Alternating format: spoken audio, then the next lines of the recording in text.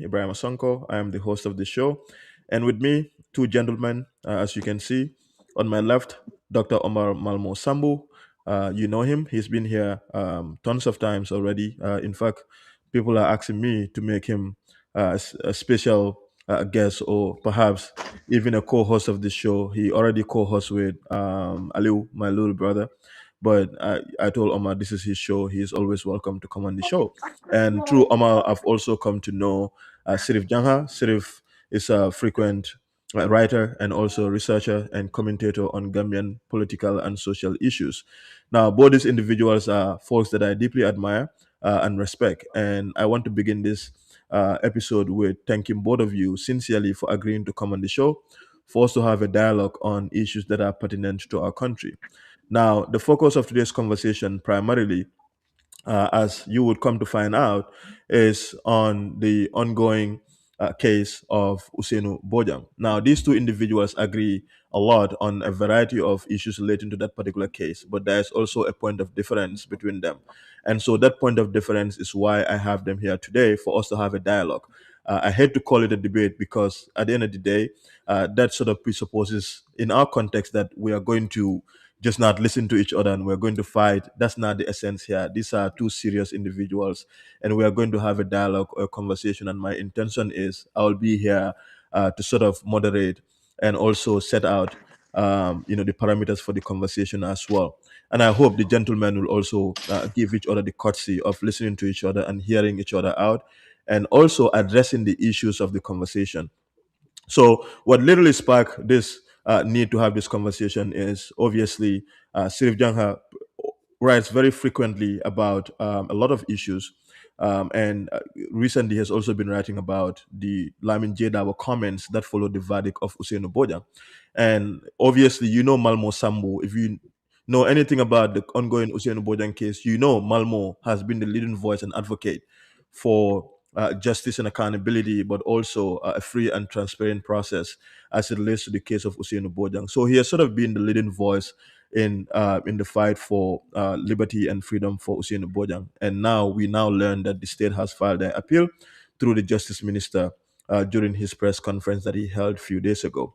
So before we get into anything, I want to give my guests the opportunity for each of them to briefly introduce themselves. Obviously, I've tried to do that, but um, uh, I mean, I'm married, I cannot do it better than any of them. So they can very briefly tell us who they are, each of them, and why they are passionate about the things that they advocate about or they write about publicly. Malmo is not new. You know a lot about him already.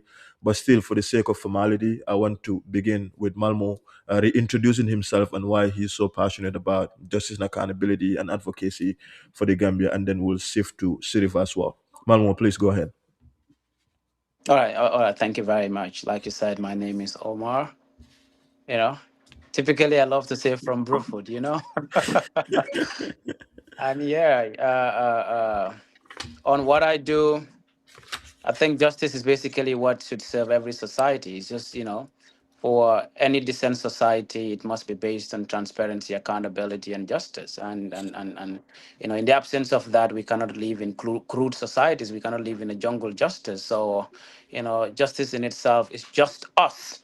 So the way we interact among ourselves should be, a necessary point of advocacy that, we respect and deal with each other fairly at all times, for the sake of humanity. So I think that's necessary. But my line of advocacy has always been environmental, which I think is universal set on which every other thing is a subset of, because everything we do is done within the environment. So, I refer to it as the universal set of human civilization on which every human activity is done. So that's just briefly it. And thank you very much. And it's good to have Serif. We've had a discussion the other day.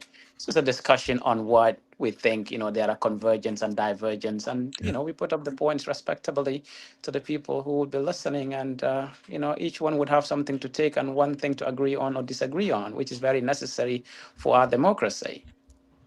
Thank you. Thank you, Omar. Sheriff?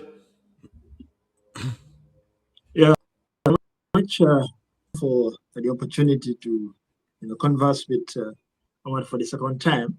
It is brilliant to share this platform once again. I think this is what Gambia needs. Like, we need to have young people to have divergent views. That doesn't mean we are enemies. No, it's just like that is nature. I don't need to subscribe to what anybody will say. I just have Mhm. to have my own sovereign mind to think how I wish to think and differ with people respectfully, uh, and also say it in a way that can convince people to not be trapped in a certain narrative where they will be misled to hold on to other people's opinion as if it is sovereign or as if it is a different word that nobody should, go against. Mhm. So I am sort of Janha, and all my work is dedicated to teaching and, of course, advocacy for the liberation of the African continent, and of course, particularly our country. My life has been dedicated to that, and I wish to die on that. That we cannot subscribe to false narratives. That we have so many people using different tactics just to, deal with people's mind. Whoever conquers your mind, conquers everything about you. And it's realized that our country, our people have been conquered.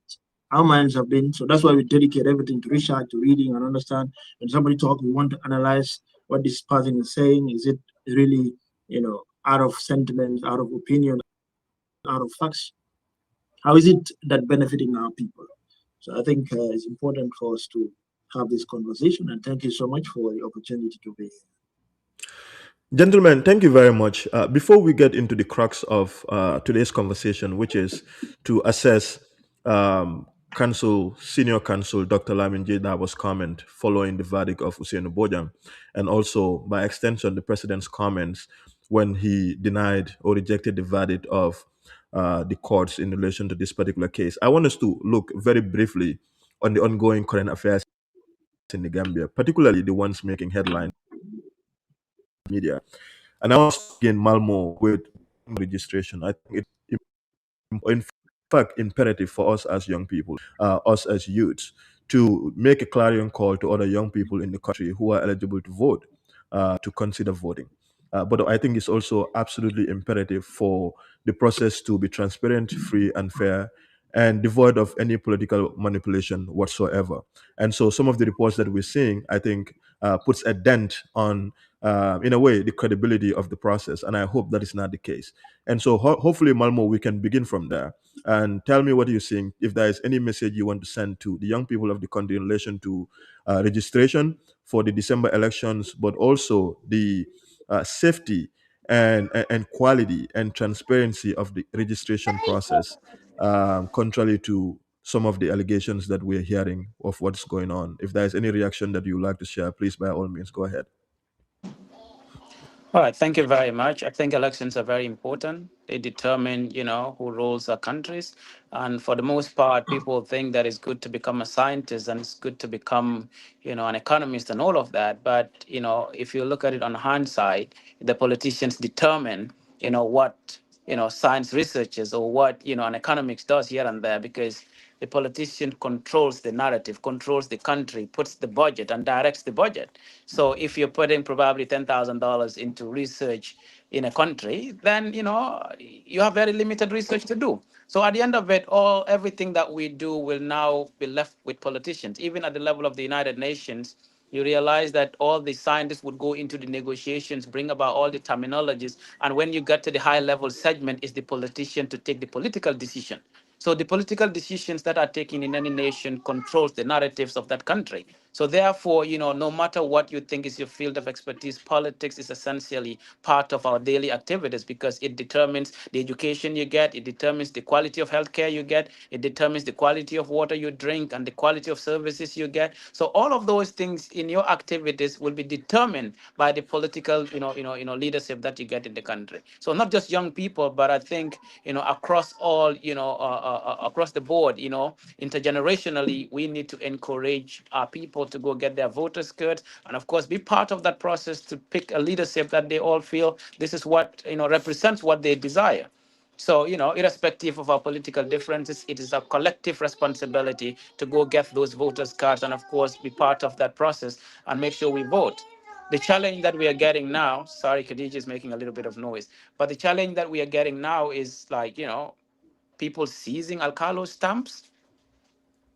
and other people being threatened because their fathers are alcalos in communities, and those communities are inviting or actually having opposition figures coming into those communities. I think that is already flooding the process. That is already unfair, and I don't think that is balanced enough for a governor to seize an alcalo stamp who is an NPP governor and then hold it with himself. Now, Mhm. if you think an alcalo stamp was given to the alcalo's son, who is actually a supporter or a member of a political party, which you think is wrong and which I think is wrong, but then why would you seize that stamp and keep it with you? Under what legal basis would a governor actually seize an alcalo stamp and keep it with himself? Can this governor also stamp attestations and give it to other people? If I can't trust the alcalo's son, how am I supposed to trust a governor who is also a member of a political party? So I think, for fairness, everything should be left with the Independent Electoral Commission, and all parties, including the incumbent or the government, should definitely play fairly. And they cannot use intimidation of alcalos. We've heard the president say all the alcalos are going to be part of my camp because, they're part of my government. And of course, they're paid from my government. But alcalos should be independent. These are local structures. And of course, these things are not in mainstream, public leadership in terms of governance.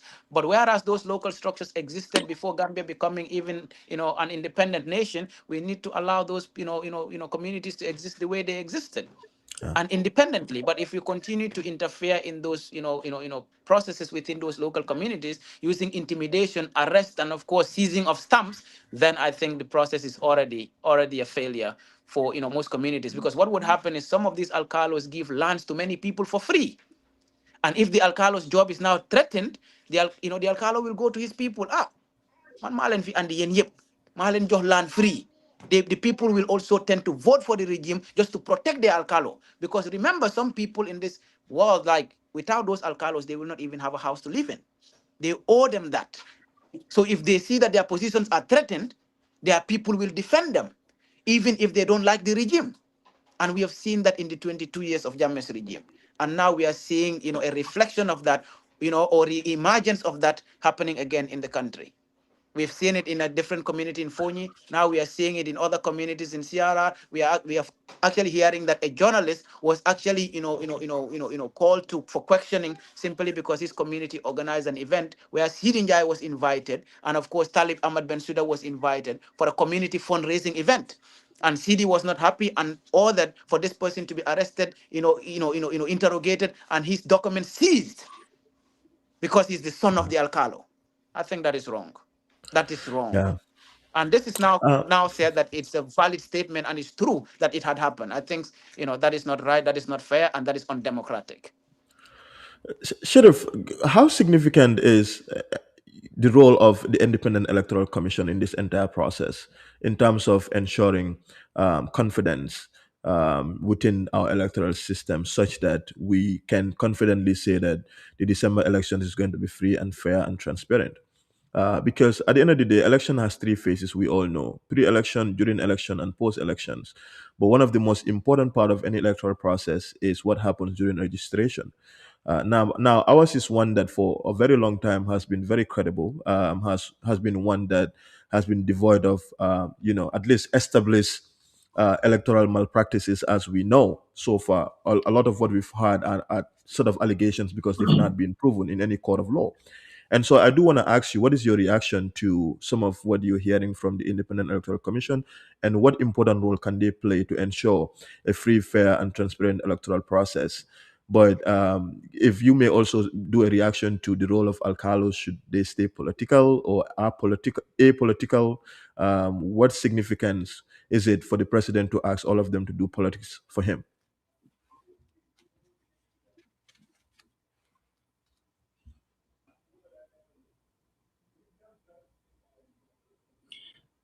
Yeah, thank you very much for that question. I think it's very important. As far as the Independent Electoral Commission is concerned, because you're serving as a referee between two contesting individuals for the position of power. So it's important for you to be neutral. But the problem here is you have a machinery of a system that is in controlling the political, the economic, and everything.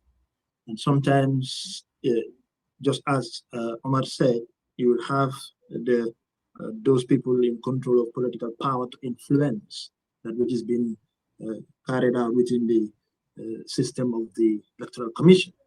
And if that happens, you don't expect to see some fairness, because usually you will have to, people will have to complain it's not fair, because you have a power, a system that is in place controlled by people to dictate things as they feel, not as it's supposed to be. And that is what has been happening since 1965, because it happened during Jawara's time, it was happening in Jammeh's time, and the same thing you are seeing is repeating itself. So the bottom point is we are living under a system that is not serving the purpose for which it has been established. We have a system that is exploitative.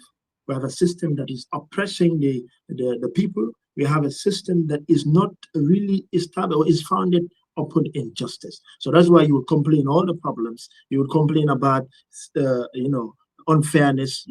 At the end of the results, political parties will come and say it's not free, it's not fair. We don't accept the results. Why? Because the system is established to serve the interests of few and not the interests of the majority of the people. So now, with respect to the alcalos, alcalos seat is a political position, and since it's a political position, so politicians, whoever is in power, because as you alluded just before, if I institute you in a position and you are not serving that which I expect you to do, and ultimately I'll threaten you to take your place. And if you wish to maintain that position, you do what I say, because it's appointed. So if I appoint you, I'm expecting you to do what I want you to do. So if you're saying Carlos should not do the bidding of those people who appoint them, you're joking. They're going to do it because they've been put there. But if until you have a system that is no more now appointing an alcalo, but is being elected by the very people that the alcalo are there to serve, then you're going to have anybody just removing the councillors because they've been elected, except in a very special case. The same thing to the National Assembly. Why? Because they're elected. You don't just jump up and say you're going to fire the president. No, they've been elected because the people give the president the mandate. Who gave the alcalde the mandate? Who gave the chiefs the mandate? It's the president. Yeah. So therefore, if he give them the mandate, they expect them to do that which the president wants. Otherwise, they will face the consequences of not doing that which was, So, but that's the establishment of the system. Until we change that, things are going to be still done that way.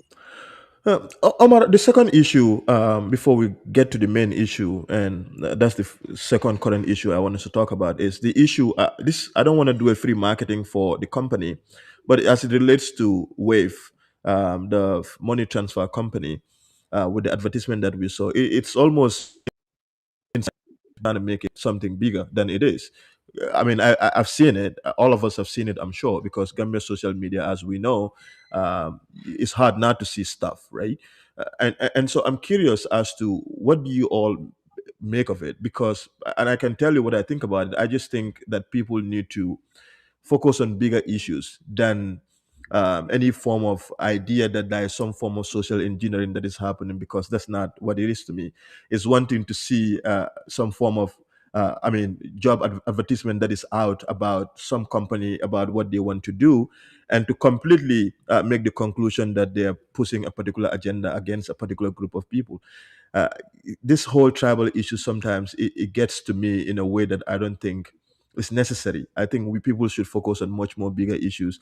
I'm proud of who I am. I think I'm proud of my tribe. I'm proud of my identity. I believe in everything that comes with me. But I do not subscribe to that so much to the exclusion of other people, or so much that it makes me look down or belittle, or even want to have me, live in a society beyond a society where other people don't also enjoy their rights and freedoms. But please, I'm going on a tangent for a little bit, but Omar, what is your reaction to what is going on in this respect? Thank you very much. Normally, I don't really get into tribally related issues, man. The fact is that I am from a very diverse culturally, society. And of course, like my parents are from different ethnicities. My mother is typically a Mandenka, my father is Jola. I grew up in typical social settings of Manjagos here and there. So, I don't want to have an opinion on that particular matter. I don't know why the advert was written in the way it was written. And also, I don't think, in my view, that it was meant for some kind of, ethnic whatever, and I think, that is, it's just a non-issue for me. And I definitely don't have a comment on ethnic issues. Yeah. Yeah, for the So if most part, I try not to yeah, really get involved in ethnic talks. yeah. Oh, second question. Sorry, my wife wanted something. I think it's here, honey. No, you good. Sorry, man. Being a parent, that's what comes with it. But yes, sort of the idea that we should always boycott when we disagree. I've been a victim of it because of some of the uncomfortable conversations that I've held. Some media houses have also been a victim of it. In Gambian society, we know it's kind of prevalent, but it's not so substantive because what are you going to do? It's not like we have tons of media houses or we have tons of.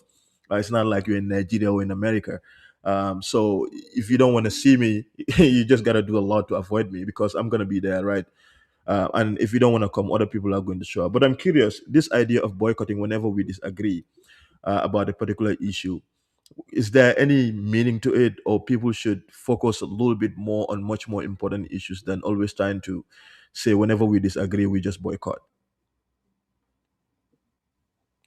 Yeah, the issue of I'm not a fan of Wave because I have so many things to criticize about it.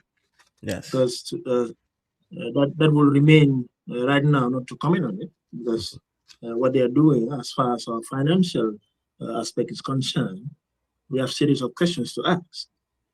So as we speak, as far as the ethnic part of it, the advertisement is concerned, it's not relevant as to our country, and but we as an organized or as a company have a problem with, not any other ethnic stuff. But as far as that is not a topic of discussion, I will just reserve my comment on that ethnic line.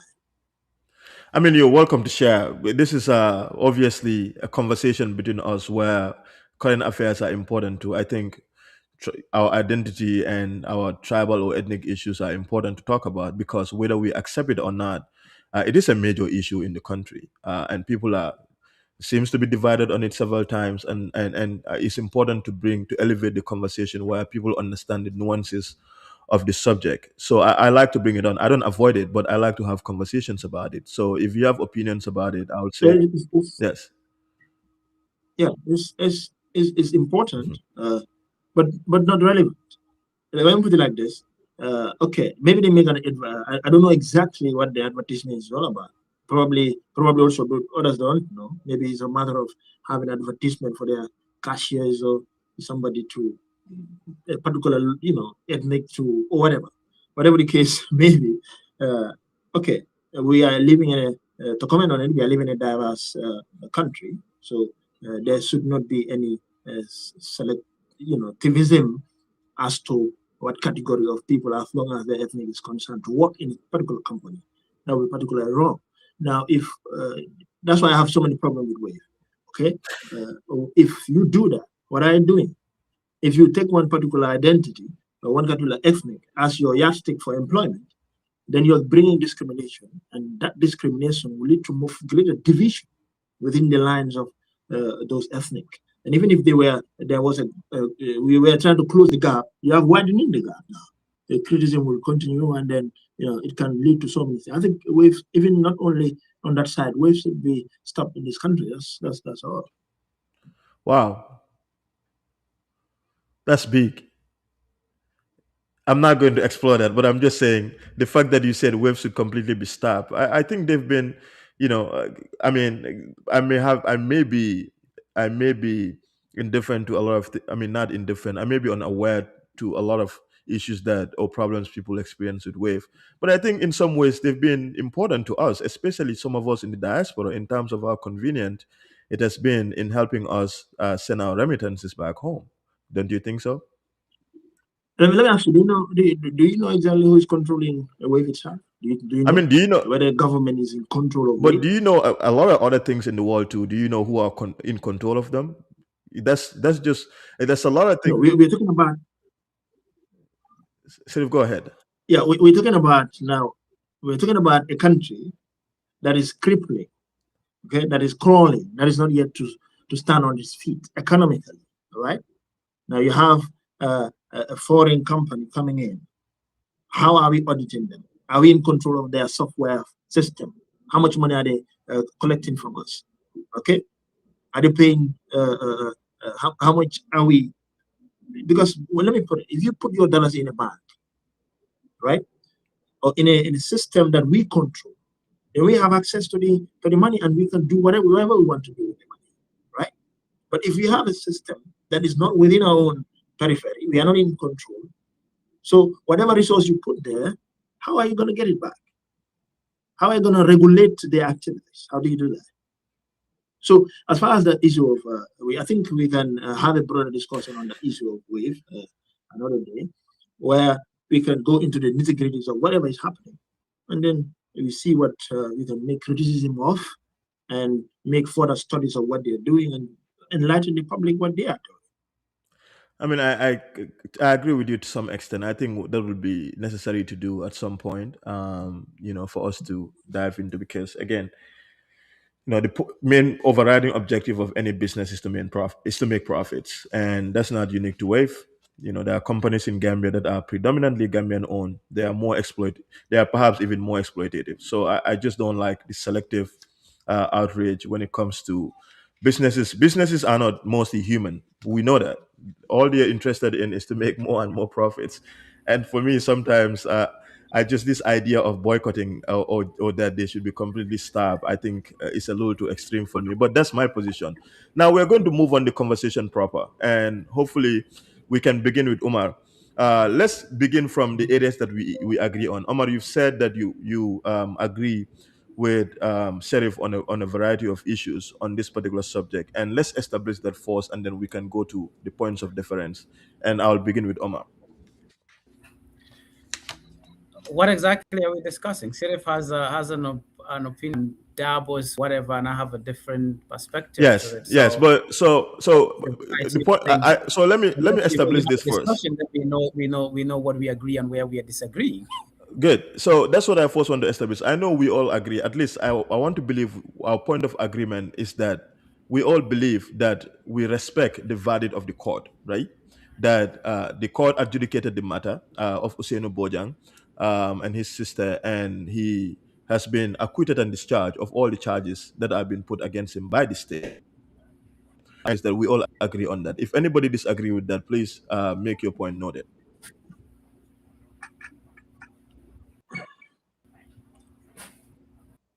Yes, I am for me, in my everything in agreement in everything with the court. Yes. Okay. Serif, Go on, Sirif, go Serif, ahead. mhm. yeah, what I'm saying is where I have issues with Omar is the issue of the lawyer, and then the lawyer came out in public and made a statement, and the statement quoted as this: that through the evidence, through the trial, we know what happened. We know the murders. We know who are those who are responsible for the murder of the service personnel of the Republic of the Gambia. That's what the citizen said, right? After I, the just case Serif, concluded. before you even continue, I can read out the statement of Counsel Lamin J that he Yeah, go ahead. did, immediately following the verdict, and this is what he said. He said the matter was politicized and the wrong people were brought before the courts. He added that through our evidence and through the trial, we know what happened. We know the persons who are responsible for the murder of the service personnel of the Republic of the Gambia. He, in fact, went further to add that the evidence actually pointed out that it was some of those eyewitnesses who are responsible for the murder of our service citizens. Those were his comments. Your reaction? Yeah, that's my point now. If you know what happened, you know who are the murderers of this case. Okay, we don't know. That's why we're asking the question. If we have Ousainou Bojang in a court acquitted because there was no evidence that can prove beyond reasonable doubt that he was For the committed the offense. assassin. Hmm. All right. So state cannot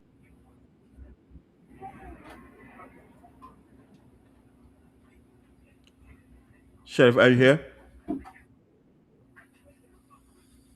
It's might be the internet. Yeah. Sheriff, are you with us?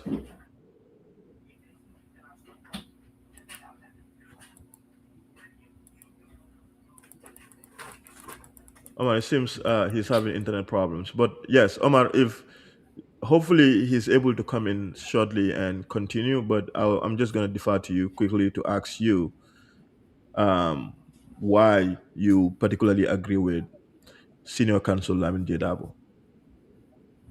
So that is this. I think I would consider it as either selective listening or deliberate attempt to distort what was said, or other people trying to politicize it because in a way it has a political bearing on the incumbent.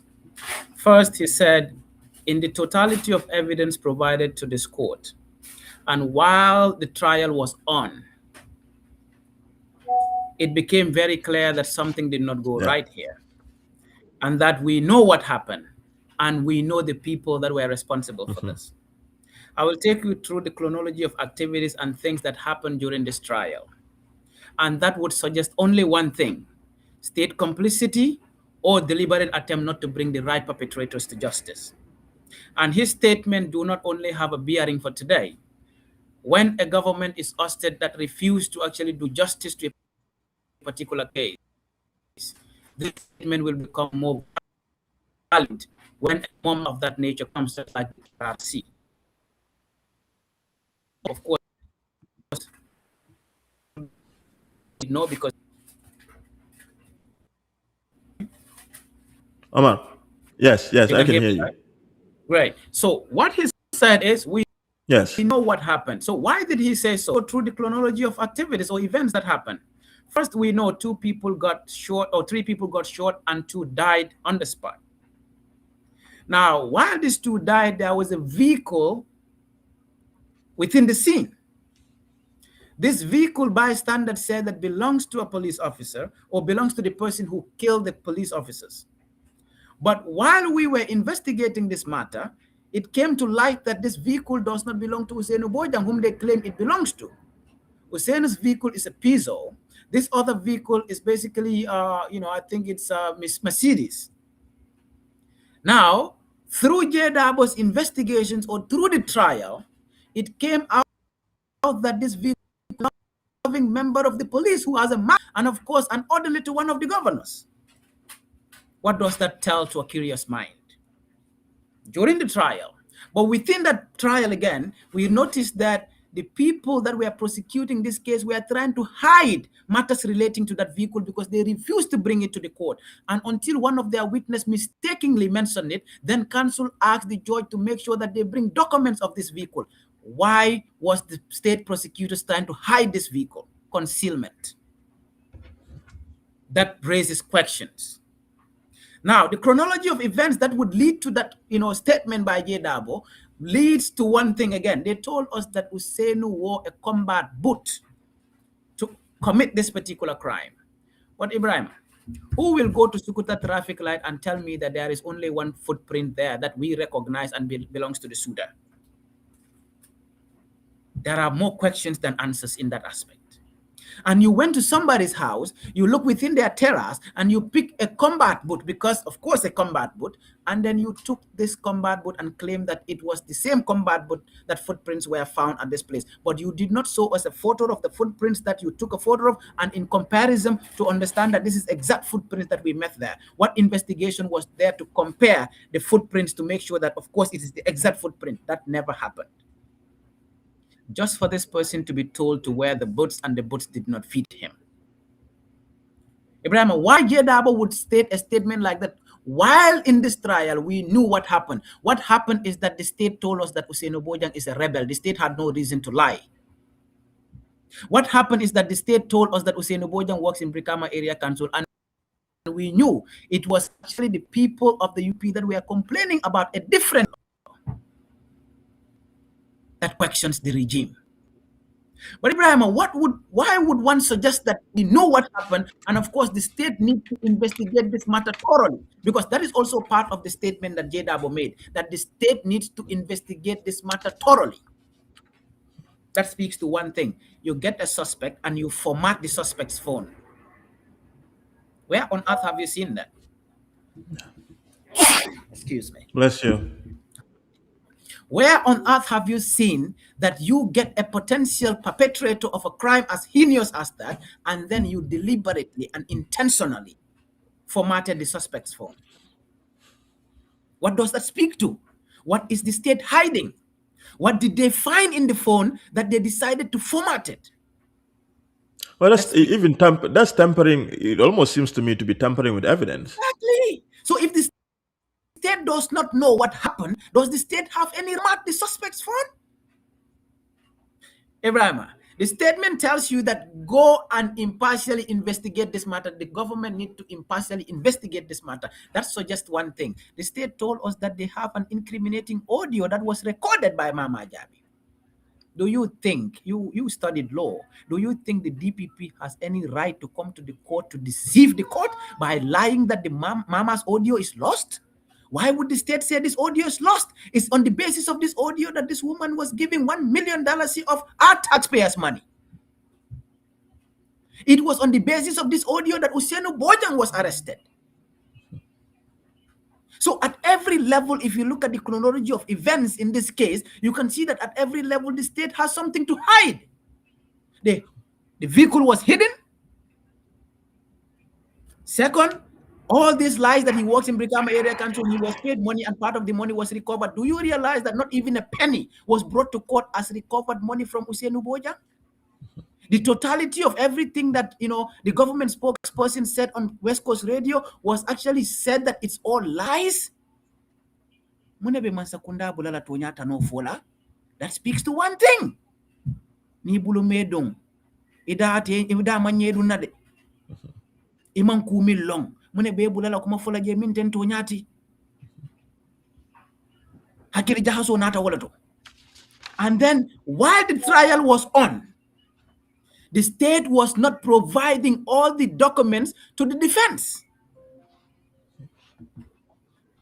And at one point, the defense understood that these people are not providing us the evidence because it is the prosecution that should provide every detail and every evidence that they have. They should furnish all of this to the defense so that the defense knows how to argue their case. But they were hiding everything at every go.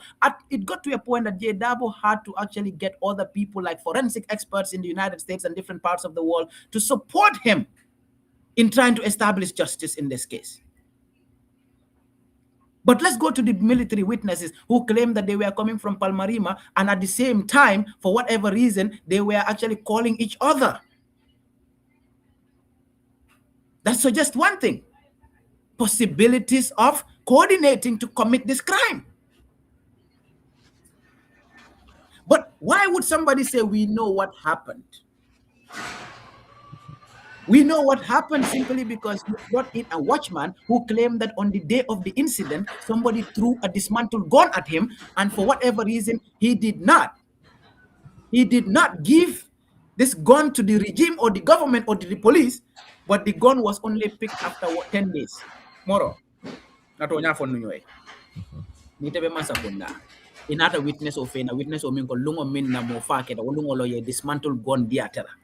What dismantle gun nying, atema wodi man sakunda nkola atela boss la kola kaya ko nying kido mabo kana fo moye, and then I will arrange for it to be picked up. Is that not something to really pin at and actually ask yourself, why would you do that when you know nothing about the killing?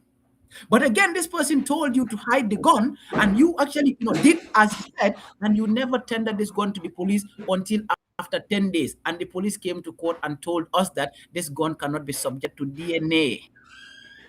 But this person who actually rendered it that useless was never arrested for actually, concealment of evidence or actually hiding, a murder weapon.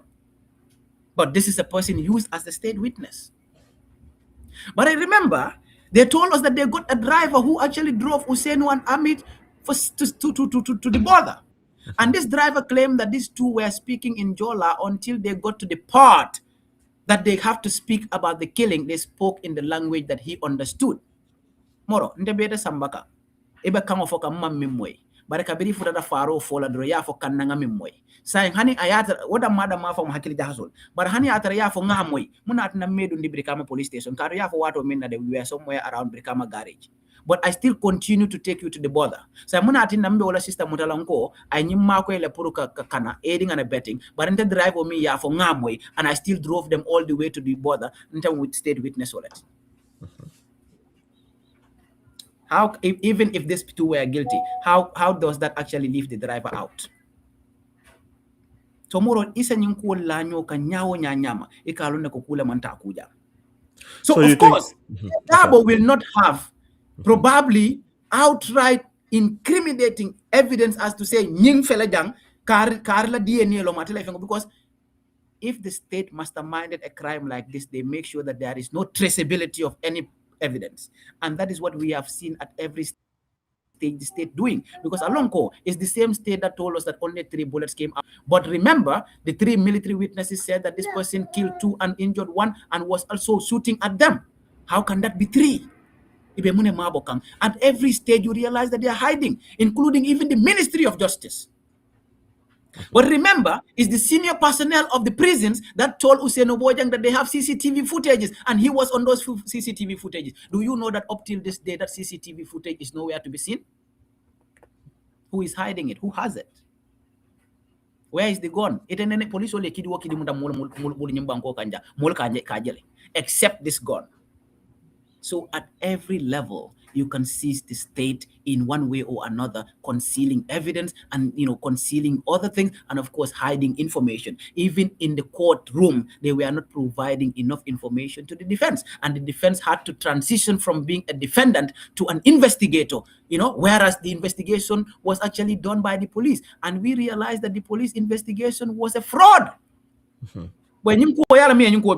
If a suspect telephone format, there are 2 things in terms of suspect identification. You intentionally identify the wrong suspect, or you intentionally identify the right suspect, or you ignorantly identify the wrong suspect, or you ignorantly identify the right suspect. In this case, there was a willful, intentional identification of a wrong suspect. Kadunite mo mutaya investigate na ralongo tonya nyimarinteng inyanta minkela wala ya maribula fonde. Pamuna neba no format la. Kolon tilimbalian intajiniti apurka la mari kan by all means. So ntenga kuwali jawala nyama wala tinanko. Darboe min fa during this trial and during the course of this case, we knew what happened, and what happened in a sense is that, of course, the state in arguing their case, we are concealing at every level one thing or another, including the gun, including the ballistic examination, including the vehicle and the owners of the vehicle, and of course their witnesses were coached to lie. So of course he might not have empirical or probably tangible, handhold evidence to say this is what happened, but through the case, of course he knew what happened. And not just him. When he said we knew what happened, he is not talking about him as in a person knows. He knows that the totality of the case includes what? The prosecution and the defense and the judge. So, and whatever had happened within this courtroom, we all know what happened. Based on what was submitted and what was said in this court, it directs us to one point, and that is where he was directing the government to. And remember, in his statement, he said, government need to investigate this matter thoroughly. That he is conclusively, he did say, of course, we know what happened and we know the people. He might not be in that capacity to mention the people. That burden now lies on the government to do that. If he said in everything that happened within this courtroom, or what happened during this case or during this trial, everything on the trial is on the judgment, isn't it? Let the state take the judgment, review the judgment, and deduce the meaning from it. It's not Darboe's responsibility to come and tell the state this person did it, when we know that the state itself is actually busy hiding, everything that happened in the case.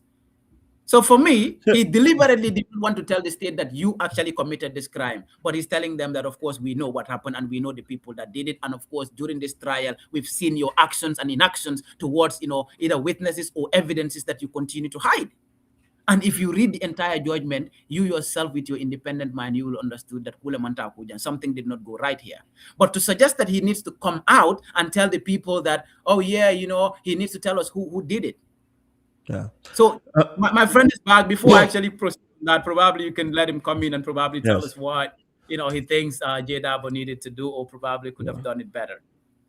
No, thank you, Omar. And Serif, welcome back. And my question again is, why do you think, or why do you propagate that Lamin J. Darboe should avail himself to the authorities without having to be arrested, to sort of explain to the authorities why he believes that he knows, or we all know, who killed these two individuals? Yes, and sorry for the break. What I'm saying is, I missed some of his points, but if something happened in the court, okay, if he means we know, as you alluded, the judge, I, in the prosecution, we know what happened, okay? It was in the court. You bring it to the public and say, we know what happened. You tell us, you know who are responsible for the murdering of these individuals. You said in public platform. For what purpose? What was the intent in saying that? Was it a political posture to agitate the public for political purpose? What is it? Now, if it is in the court proceedings, the verdict is already ruled out. The ruling has already been made. Now you left the court, you come to the public, now you still have to explain to the public, we know what happened, but the public do not know what happened. And if you talk about why do you think you exactly mean the prosecution? Why do you think the public don't know what happened when the ruling in no unclear terms delineated exactly why the state fails to prove their case beyond reasonable doubt, when all of that is public record? And if an individual like Malmo could read that and put two and two together, I'm able to put two and two together. Why can't you or Lamin J. Darboe also stand to say that this evidence that we've seen... The point is that let me finish. The state's inability.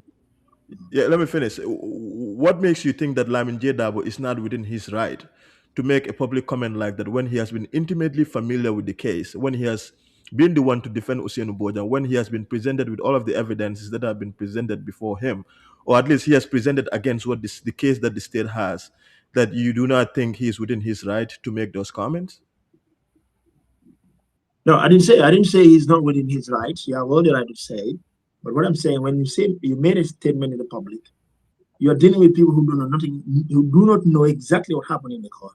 We don't know what happened. Do you know? People, yes. Do you know? Yes, absolutely. People, court hearing. No, listen. No, let me just listen to Siri. Allow him to flow until he's done. No, for both sides, it's just important for us to, I'm the interlocutor here. And so for both sides, I just have to understand where Sirif is coming from. And so if you say we don't know what happened, courts are public records. Whatever happens in the court, unless it's a court of privacy or it's not a non-public hearing, we don't know what happens. But this is a case that has been happening for what? For nearly 2 years or over 2 years. So people have been intimately following the case. And so when you say people don't know what happened and it's only Lamin J who knows what happened and he should tell us what happened, that sort of belies the argument. Now tell me, since you know what happened, tell me who killed these two officers. Oh, nobody knows who killed them, but the evidence suggests that the killers are out there.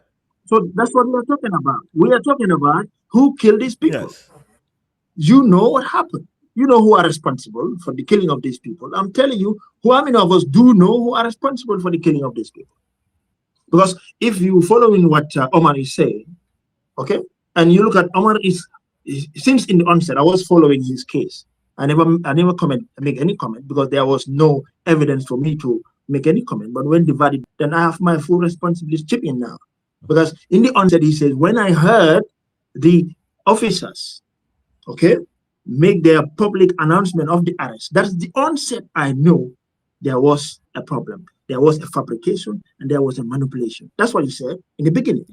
When no evidence came, when there was there was only one thing. There was announcement of what had happened. Now he concluded from that end and says that was just manipulation.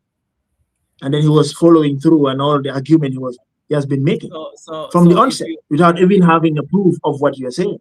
If you allow me now, to my say point is, if you allow me to say okay, let me finish. That is because I know the person they are alleging. How much do you know the person? I lived and went to school with this person in the community and grew up together. If you tell me he's a rebel, so what is now? Wait, if they say that person is rebel, what evidence do you have that person is a rebel? Is not a rebel? Because give me an evidence to prove that the person is a rebel. No. It's not me to provide an evidence. It's the state to provide an evidence that this person is a rebel. And to say that what I'm saying now, you are the one defending. You are the one defending your friend. I'm saying, you know the person. Yes. Now tell us evidently that the person is not a rebel. Prove it. Okay, let me say this. Okay. Omar, no, I was just going to say that, this idea also that when people go to court, as the president postulated as well, when people go to court and they've not been found guilty, does not necessarily mean they've not committed the offense. Is sometimes, I think, it's just too confusing, because then what other alternative do we have to establish the guilt of those individuals if not the court system? The system that we have in the world is a court system that gets to decide who is guilty and who is innocent. And if an individual has not been found guilty for a particular offense that they have been alleged to have committed, we need to respect that verdict. That is what the concept of rule of law and judicial independence mean. And I just thought I should say that. But if you two want to go back and forth on that particular point, by all means, go ahead, because I really don't know how Malmo. I will let Sirif do his entire point, and we can. Otherwise, it will be a little bit, Go ahead, Sirif. Okay, no, that's my point. Because you say you know the person, but you don't know the person enough to give evidence that he was not. There is no evidence as in what? Evidence as in what? Because if, for instance, now I know Ibrahima, and probably okay, we grow up together. I need to provide what, like his ID or his state of being or where he works, so that you can know that he's not a rebel. What kind of evidence should you provide to somebody who is not a rebel? Is the person who is alleging that he's a rebel who should provide an evidence that he is a rebel? He who alleges must prove. Yes. Exactly. So this person, from the beginning, the reason why I said the state was manipulating, because I live in the same hood and went to school with this person, and I know that this person does not work in Brikama Area Council. And the state could not prove that he works there. And Brikama Area Council came out and refuted that. So why do you think the state would lie that much? And again, this person you told me that is actually, a rebel and was paid to kill, and some part of the money was recovered. No money was brought to court. And this person that you told us that he's a rebel, he works in Brikama Area Council, is the Yankuba Darboe security who wore the hoodie and was actually at that court case in Banjul. I know this person growing up. He is not a rebel, and he does not work in Brikama Area Council, and he is not even a member of the UDP. From that day, I could tell that I'm not Lufine Kudega. Then there was something to already question based on my familiarity with this person. If it is a stranger to me, I will not dare say that, because how ma borom. Why kuma hamla? He is literally in my hood almost every other time. He is like the closest buddy to my cousin sister. And you want to tell me he's a rebel and we live in the same community like almost every other day? Bobu awma benen evidence bu ma si andi. Luma si andi hanama andi la natal yo xamantene ñun bu ñu grow from one level to another. You expect me to have like photos of every year from this person that of course we live in the hood? Is the people alleged who should bring those evidences? Come you Sirif rebel. What is it going to bring us as evidence that you are not a rebel? Can you help me with that? What do you expect me to bring? What I should be able to bring as evidence that this person is not a rebel? Or what evidence should I bring that this person doesn't work in Brikama Area Council? Malmo, let's let him. I think we're gonna try not to interrupt you. Sirif, we're gonna let you finish your point. I think your point is noted as to the question that you were asking Malmo, and certainly Malmo have answered your question. But let's address the broader point of why you think Lamin J should avail himself. Well, let me come. What I'm saying is, I asked that question for a reason, and the reason is this: if a state, let's say there's a scene that happened, there's a crime that is committed, what is the responsibility of the state, of the state, is to make an investigation as to who has committed that crime, and that alone is not enough. You have to bring it in a court of law to prove that which you have alleged that this person have done. Yes. If you cannot do that, then the judge will sit on a legal principle of discharging all that or acquitting everything that you have seen, because there's not even enough evidence to prove beyond reasonable doubt that the person did that. To dispense with. Okay, now let's look at, because there are so many things that have been said during the trial, as particularly Omar. because the officials lied, he said, because the identification of the individual was wrong. Now let's ask the question here. The question should be, is it the people who gave information to the officials of the state who lied, who falsified information and give to the state, and state by their negligence have not gone further to verify whether the information I am giving is right or wrong? So we shouldn't just confine only to two options. The logical fallacy of false dilemma. We shouldn't allow that, because the logical fallacy of false dilemma is telling us there are only two options. And Omar is telling us there are only two options here. Okay, since the government lied, therefore we conclude that this is manipulation. But he never asked the question. Probably the individual who have given the government information from the scene has fabricated the scene, fabricated the identity of the person, and narrowed it down to the officials. Their negligence from not verifying that which I am given. So I went to public and made an information in the onset that was not true. And when verified later, you find out that all that I am giving is wrong. But you cannot conclude by that evidence to prove that, oh, the state is this. No, those people, the investigative authority, fabricated stories. You go to the clinic, talk about the soldiers who are there, and you go to the court, the suits and all the testimonies that were inconsistent and all what transpired. Who do you blame? Do you have to conclude by what Omar says the state is complicit? And if we say the state is complicit, what are you saying? What do you mean by complicit? Do you want to from henceforth be a conspiracy theorist? That is to say, there's a conspiracy that goes on the government in preparation for three things. Number one, they know that this official were to be killed that day, because that's what complicit is telling us, this individual. Because if somebody is complicit over anything, number one, he knows exactly what is about to be committed. And then not only knowing, he also intended to participate in that process and also participated in the process. He is saying, with all his argument, that the state is complicit. He's telling us the state knows the killing prior it happened. That's what he's saying. And also the state also intended to do the killing and also participated in the killing. That's his allegation to the state. And he has not brought forth any evidence whatsoever for that.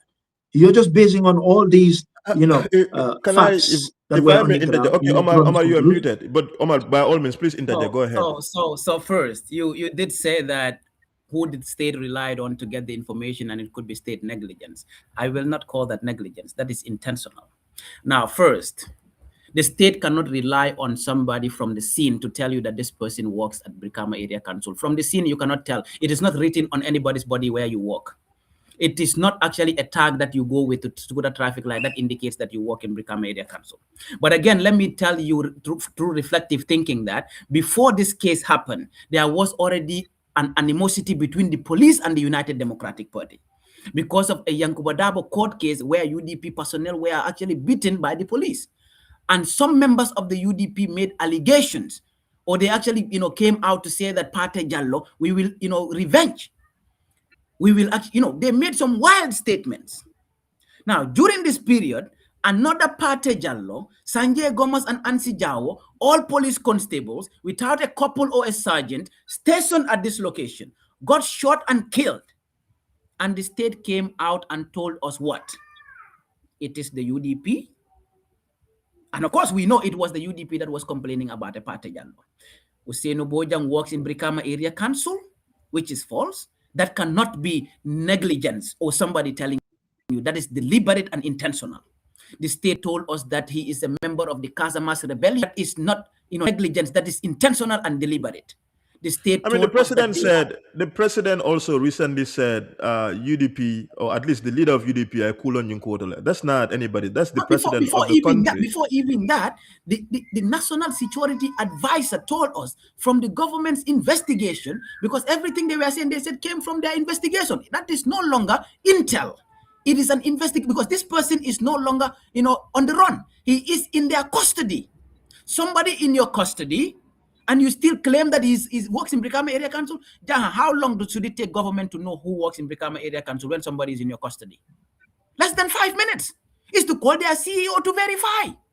But the reason they deliberately and intentionally did that is because this person is in their custody and cannot speak for himself, and therefore nobody is going to believe Omar Malmo, who sits in the United States, to say, oh no, something went wrong here, this is not right, because the person in question cannot speak for himself. He is in state captivity, and the state came out to lie against him and to run a single narrative so that they can prosecute that single narrative and incarcerate this person on that single narrative. And that is why they formatted his phone. Now, can you tell me why the state, the police, when I say the state, we try to look at it from a broader perspective. The police officers, the investigators, of course, the police detective formatted Ousainou Bojang's phone. What does that speak to a common sense? To you, what do you think? Why do you think an investigator will format a suspect's phone? Why? That is just my question to you. Yes, no, I have a to your question, Serif. My question is this: in response to one more info, between the state and Ousainou Bojang, who do you think is more capable of killing those cops? All right, we can say this. The idea is, when you talk about capability, that's what you ask. We know they still have the machinery, right, to do the killing of anybody, right? We don't know much. I don't know much about Usenu except recently, because he already tell us that he's not a rebel, which is on evidence, and the court also didn't say that he was a rebel. So we cannot conclude to say that he was a rebel based on the court. But as far as you are talking about ability, capacity, we know that the state has more capacity to do killing than anybody because they have the machinery. But we are saying now, the issue happened. Now, during the process of investigation to get a suspect, probably, what are the options in getting a suspect here? You went and get a suspect. Was it intentionally chosen that this is the suspect, actually based on what we have as the points or the dots we can connect, we can get this one as a suspect, and you take into custody and do all your investigation? Was the investigation right? If the investigation was not right, you take this person to court, and then you want to prove him, guilty in the court without proper investigation before you file a case. You cannot just jump into conclusion to say that was state intentional act or to do. No, you cannot do that. You don't have evidence. Now, by formatting the phone, what do you connect the phone format to that? Let me finish. Who formatted the phone? The state. Yes, the detective. Detective. Is the detective the state, or detective an individual working for the state? So you cannot just take the act of the detective. Where do you separate that? He was working on the orders of the state. That is the state. Who ordered it? Who ordered that? He was working. The investigation is the investigation done by who? The state. It was the state versus Ousainou Bojang. It's the state that investigated. The personnel involved in the investigation represent the state. So it's the state that formatted My point is, this is what we call false generalization. You don't do that. And it's only false generalization. That's what you are doing here. Okay. You don't just let's say we are a team. Let me give an example. We are a team, and then Omar has to make a research about something. You do the research, you bring it to us. All right. Now you can claim, of course, it is the group that done the research, but it was Omar who did the research. Bring the research. Now it is going to be in the name of the group. But let me finish. Now, who bears the responsibility if it is in the name of the group? The individual. Now, listen. Now, what I'm bringing here is the individual did the diligence, but because he was working, for the state, so therefore we generalize it. That's what we call false generalization. Here Serif, I have to interject one more time. That is not false generalization. No. You cannot expect any investigator whatsoever to execute that action, and then you want to call that a false generalization. Whatever that person does in that capacity, in that investigation process, he has done it on behalf of the state that is prosecuting that particular case or that is investigating that case. Now let me make an additional point. Let me give me this point. Let's listen to each other. Let's listen to each other. Let's hear each other. Of us are writing a research paper. Let me just ask one question. Okay, the case of Sanamanya. Yes. The case of Sanamanya. He was right? Yes. He didn't act under a government. Who was responsible? Yes. Him or the government? Yes. Who was responsible? So let me give you the legal definition of how a state becomes culpable. The reason why at the TRRC we found Jambe and all those responsible. It's not, you cannot try a state in itself. The state is an abstraction. It's human beings that work for the state. It's human beings that execute the functions of the state.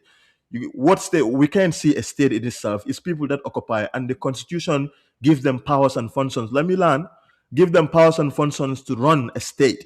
And so whatever we know that. So exactly. So you cannot just say that Sana Manjanke, Sana whatever offense that he has committed is not. We're not trying the state of the country, even though that's what the case usually the name it carries.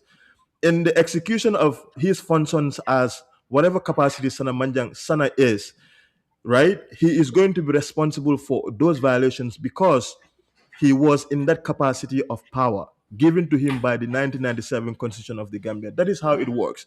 So it's not. Let me come here. But again, Sana did not kill the state. Sana killed individuals. But then he's actually been tried by what? The state. Is the state versus Sana. Why didn't they say the people, the families of the people that he killed? Because that is the responsibility. Because let's say if we are doing a research paper, right? Serif, if we are doing a research paper, let's say you did the entire research. But of course, in the submission of this research, it bears my name and your name. When this research paper comes out, do they say it's Serif's work? They say it's Serif's and Omar's work, right? No, that is a vague analogy. What we are saying is this: listen, we have an individual that formatted a form. All right.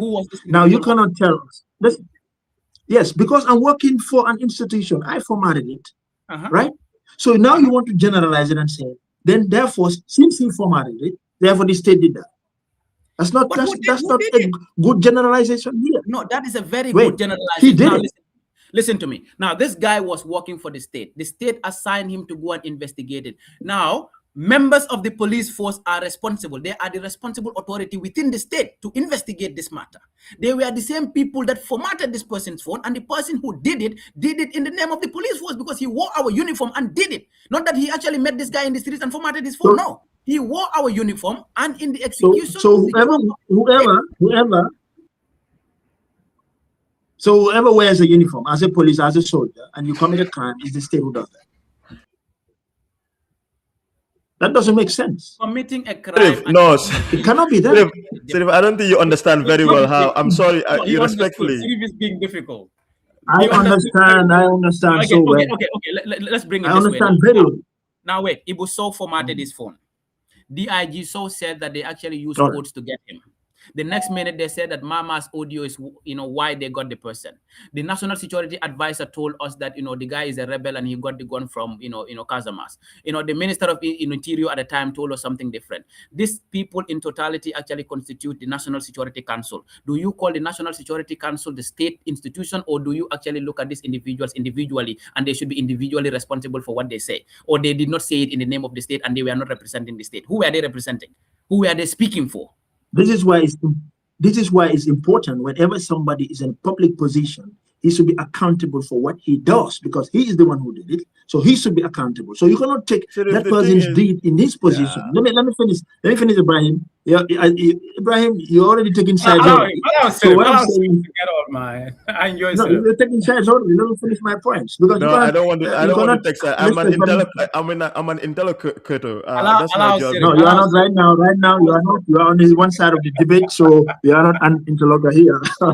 So what I'm trying to say is, you cannot say any act that President Jammeh has done during his era, it was done on behalf of the state. So therefore, there was no need for him to be prosecuted for the crimes done under his leadership. So whatever he did during his period, he is going to be held accountable for doing it. As you are saying, when Barrow leaves, he is going to be held accountable for the things he does. So they're going to say, when somebody have done something wrong, should be taken to the state. That's a false generalization. You cannot do that. Whoever does one particular thing, you will be accountable for that which you do, because you are the one who do it. Unless if somebody has instructed you to do it. Listen, let me finish. If I am given an order, ask the police, why did they do that? I don't have any evidence to answer that question. I'm telling you now, as if you get a suspect, do you have any reason to format the suspect's phone? That is my question to you, Sirif. And if somebody does that, how do you analyze that as an independent thinker? Why do you think the police would format a suspect's phone? Where in the world have you seen something like that? And what does that speak to you as an intellect? Yeah, in that sense, we have a case here, and now let's assume now you are the suspect and I'm the police, and I took your phone and I format it. Point one, why did I format it? Probably what is in your phone is not going to support the evidence I want, so I delete it. Right, that's point one. Point two, that I have seen something that can throw away exactly what I'm accusing you of, so I don't want that to come out. I delete it. That's option two. So these are two possible options that can be there. So you're going to just take one of the options. Which of the options is possible? I don't know. So the point is wrong. The evidence is wrong. It's wrong for. If ever moment investigate, you see credible evidence that would actually incriminate, that suggests that this person did this act and we still format this phone. You think that the state will do that? Do you think the police will do that? That's why I give you two options. That's why I give you two options. What is that a possible option in this regard? Is that a possibility? Yeah, two possible options, but you're going to take one of them. Listen, we're not going to agree, right? And it seems to me that, Sirif is more interested in, sort of what seems to me the less important the stuff. Facts. Evidence. That's what I'm more interested in. That's not factual. That's not evidence. For somebody who is more concerned about African liberation and freedom and the masses and advocating for... What is not factual? I mean, let me make the point. I think for somebody who is very interested in the areas of research and work that you do, I think it's a little surprising that you take the state against the masses. It's just mind-boggling to me. No, you're making it wrong. No, I'm not, because for me, when you introduce yourself, that's how you introduce yourself. Allow Sirif to flow. Sirif always has a different. Now, when he talks about evidence, Sirif needs material evidence. Let me come. But in this case, let me correct this evidence because the people are hiding those evidences. Let me correct this. Right. Okay, go ahead. He's saying I'm siding with the state. That's what he's saying. I'm the most critical person as far as the state is concerned. Right. All right? Because I don't tolerate things that are. In this case, you seem to I'm bringing a case here. In this case, allow Sirif to get on. It's like two versus one.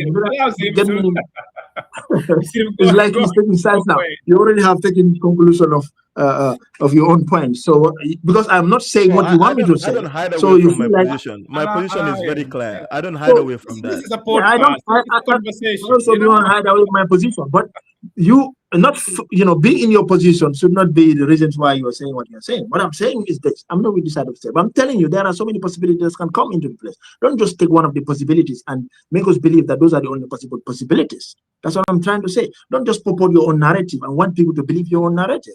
There are a lot of other alternatives that can be there within the investigation. But now when you talk about the failed investigation can happen, but a failed investigation by a state cannot be used as a conclusion to indicate that because the state failed to prove beyond reasonable doubt the allegation levied on this boy, so you jump in the conclusion and say, so therefore the state is the one who committed the crime. That's a wrong conclusion until you have an evidence to prove that it is the state that actually did that. The point I'm saying I'm not saying the state did not do that. I didn't say that. I'm saying if you say the state do it, I say, what is the evidence? Bring it forward. Don't mislead the people by the narrative you want to purport.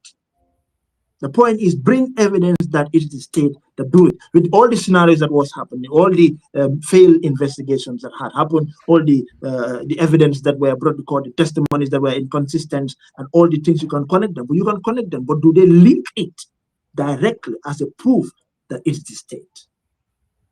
So let me ask you this question then. The President Barrow Fananko Barrow Blowman Sene, I mean Ako Darboe Blowman Seneaji. Does that also mean that Darboe should also be investigated? No, wait. He accuses Darboe. Yes. That is his own allegation. Yes. What is the evidence that Darboe took part? Does he have any evidence or just say it? So it is now Darboe's right to say you are implicating. Okay, good. So the president should avail himself to the investigators. I'm asking you.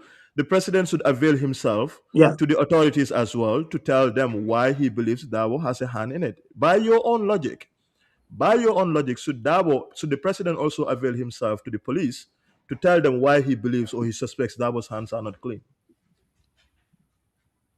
Yeah, my point is, by your own logic, should Darboe avail himself? I mean, should Barrow avail himself to the police to tell them why he believes a leader of a political party, his hands are not clean as it relates to this particular case? Yeah, of course, he should do that. Okay. Because he has alleged that somebody did that. So therefore, we need evidence. The point is not siding with someone. The point is that we should be rational enough not just to take one possibility and conclude. No, that's what we are saying. Don't take one possibility when we have varieties of. I don't know which of these varieties of possibilities are there which are correct, which have evidence to prove what we are trying to justify. Let us be not too biased in this case, because we have already concluded in our mind who to support. No, so that's my point. I get your point. If I may make an additional point before we move away from this, is for me, and again, I don't shy away from my positions about this. I'm very clear. When it comes to the state, I'll always side with the individuals, because the state is an inhuman institution that has a record of being arbitrary, and they have systematically done that, especially in our Gambian context for the last 22 or some years. That is not new. And so when you make these positions, or when you make these cases about the fact that we should not be generalizing, and we have a court system that has already, through a very fair and transparent process, told us the outcome of this case, and you're still telling us that we should not even presume that, in fact, there could be more that the state is not telling us, right? And we should focus on other alternatives. For me personally, this is my position. I rather lean more towards the idea that the state is not telling us more than leaning towards an individual who has been cleared by the courts for not having responsible for an issue like this. That is my position. But to address the broader issue of why we're here. My point. Now, the point is, as we respect to Usenu has no case to answer until it is to be appealed. I don't have any case against Usenu. Okay? No, because but there's no evidence whatsoever to say your proposition to tell people to not sort of make any allegation against the state sort of presupposes that you want the state to not be even a subject of investigation, and the state has a history of being complicit in stuff like that. We've seen that in our history. Okay, that can happen, but you cannot, since it happens in history, that doesn't necessarily mean that happens in this case. I mean, the state, it doesn't mean that state has things happen in history. Yes. The problem is, don't bring. Listen, let me come. You know, you're not allowing me to make my points straight. You're just cutting me through, huh? So let me finish my points. You know, I know you already take sides. All right. So the point is, I'm not saying the state is not part of this. If the state is part of it, we're saying, let the evidence come out. If Darboe knows anything about that, we said, if the state is wrong, whoever is wrong within the state should be held accountable for the killing of those two officers. I don't care who did the killing, but that person, whether it's within the state or outside the state, a proper investigation needs to be done to make sure that person is taken to justice. That's my position. If Darboe says so, he should make sure he do what is needful as far as the legality is concerned to bring to the Gambian people that so and so and so, this and this and this is what happened. It is these, based on the evidence, these are the people who killed these officials. And then the matter to be taken to court for what is to be done for the individual that did that be done. That is the argument that I'm putting forward here. But not to conclude without evidence that this. Let me also tell you a legal position. And because I tell you these things, which I think are important to highlight, and you said I'm taking sides. Constitutionally, when crimes happen in the country, you know whose responsibility to investigate those crimes? But we already know the constitutional, the legal principle that the greater burden of proof rests in the prosecution, and that is the state. We know this. If you charge me as a state, you have to go to the court and prove Beyond reasonable doubt, I did it. So it is the state that's responsible for proving it. Good. So let me make my point. Like my additional point. Malmo, let me make my additional point. The reason I'm asking that is you are telling us, in a sense, that we should not be looking at the state when the state should be the one to present evidence to say that they are not responsible for these two individuals who, by the way, are in the security outfits of the country who have died in the Gambia. And you are telling citizens to bring evidence to say we should not be looking at the state, because I don't know if you are getting it, but this is in a sense what you are saying. You are telling us to bring evidence. That's not what I'm saying. No, that is what you're saying. That is not what I'm saying. Let me give you a scenario. No, that's not what I'm saying. Let me give you a scenario. When we have the APRC bureau burnt down, officials did that. You had Sanyang when he went to pay they didn't do it in their capacity as officials. They did not wear a uniform to go burn that. That's different. They did not do it like that. They went overnight. What did they wear? No, they were officials. We know this. No, it's not. In fact, no, I had Malmo. That is a wrong equivalent. I had Malmo. Listen, I had Malmo said on this show, right, that there are people within the system that are horrible. He said that. Yes. And there are also people in the system that are good. He said that. So who knows the horrible people within the system carried out that? Who knows? Nobody knows. What is the evidence? So we can have a horrible people within the system doing a horrible thing, but when they do their horrible thing within the system, does not necessarily mean the state did it. It is they who are within the system horrible who did horrible things. So therefore, don't take those horrible people and justify them as generally it is the state. That's absolutely wrong. Let me make a point. Let me make a point. First, when investigations are to be done, investigations are not, you don't just wake up and start investigating something, because it's the state institution that is responsible for investigation. The personnel that are involved in the investigation are identified through, a right process, that they identify themselves and subject themselves to that investigation. They are identified to do it, and they are given responsibilities to do it, and they are executing these responsibilities on behalf of the state and not in their capacity as individuals. Now, while in the execution of their functions for the state, if they do anything wrong, they could be individually liable for it. But if it is the state versus other people, whatever they do there, they do it in the name of the state. That is why when they go to court, they did not say investigators versus Ousainou Bojang. They said the state versus Ousainou Bojang. Now, the state versus Ousainou Bojang must have meant that the state investigated the matter.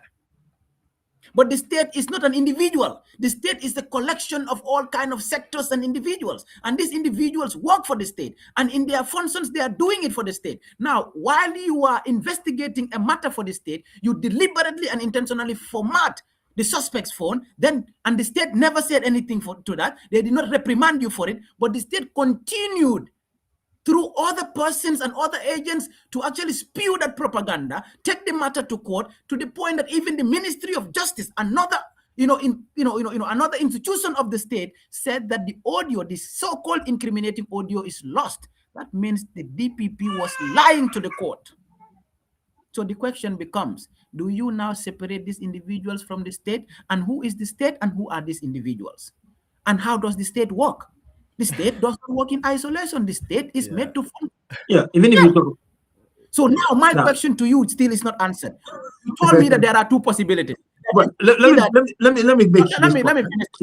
Okay, listen. No, we need to listen to each other. What is the question? What is the question? He's going to finish his point, and then you're going to come in. So I don't. Let's give Omar. Let me just finish this point. To finish his point, and then you go ahead. This person's phone was formatted, and you told us that there are two possibilities. They might have seen something incriminating in it and formatted. And they might have seen something that could actually suggest that this person did not do it and formatted. Serif, in alatema, between those two options, you as an investigator who is looking to know, and like the people killed are your co-workers, members of your institution in their line of duty. It could have been you. And you saw the phone of a suspect that suggests that indeed he did it. Will you format it, really? Or you saw in the phone of the form. No, the point is not that he did not do it. So in these two options, why? Now you actually give us possibilities. Now in those possibilities, we are trying to, because any objective ni bala exam mo reka ajibele option jamala kataraje. Mi motonya te kola tombonje. Mi sakeno e kola tombonje. See if new option full kono yalo ne mi sakeno je. But the point is, That does by not all happen. reasonability, No, wait.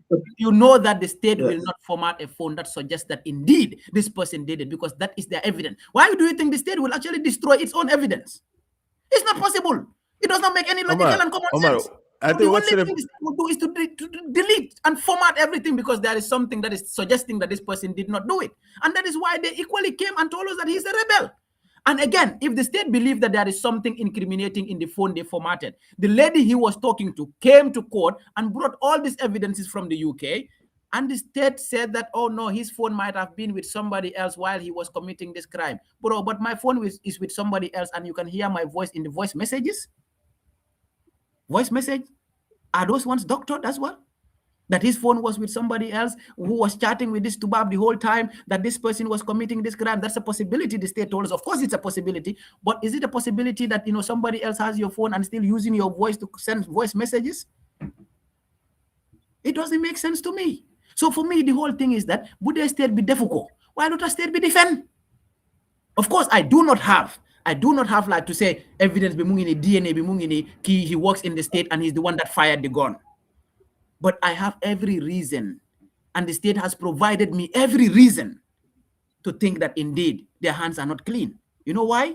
Because of all the lies and the concealment that you and I see in the case. But of course, your argument is that because I did not see a physical, of course, you know, an evidence that tells me outright that the state did it, I cannot say it. Is that not your argument? That J. Darboe should not say it because maybe Gisud Kosi Botam, and then he does not have a tangible evidence in his hands. But of course, the totality of events and the proceedings suggest something that, of course, he pointed to the state that you need to investigate this matter thoroughly because we know what happened and we know the people that did it. That is a statement that will go a long way into our history. No, this government is ousted and reality is brought to play. Again, when Jammeh killed Koro, Sisi, and other people, what did they tell us? He died in his car. They burned the car. But what happened? We all knew that something did not go right.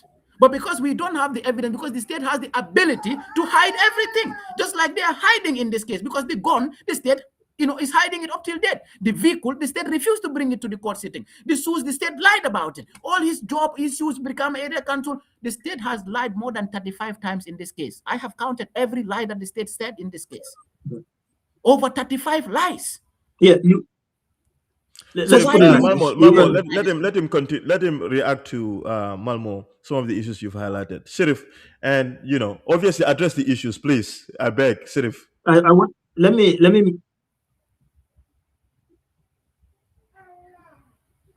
Yeah, I'm trying to make this very clear. I'm not saying Darboe should not say what he said. I didn't say that.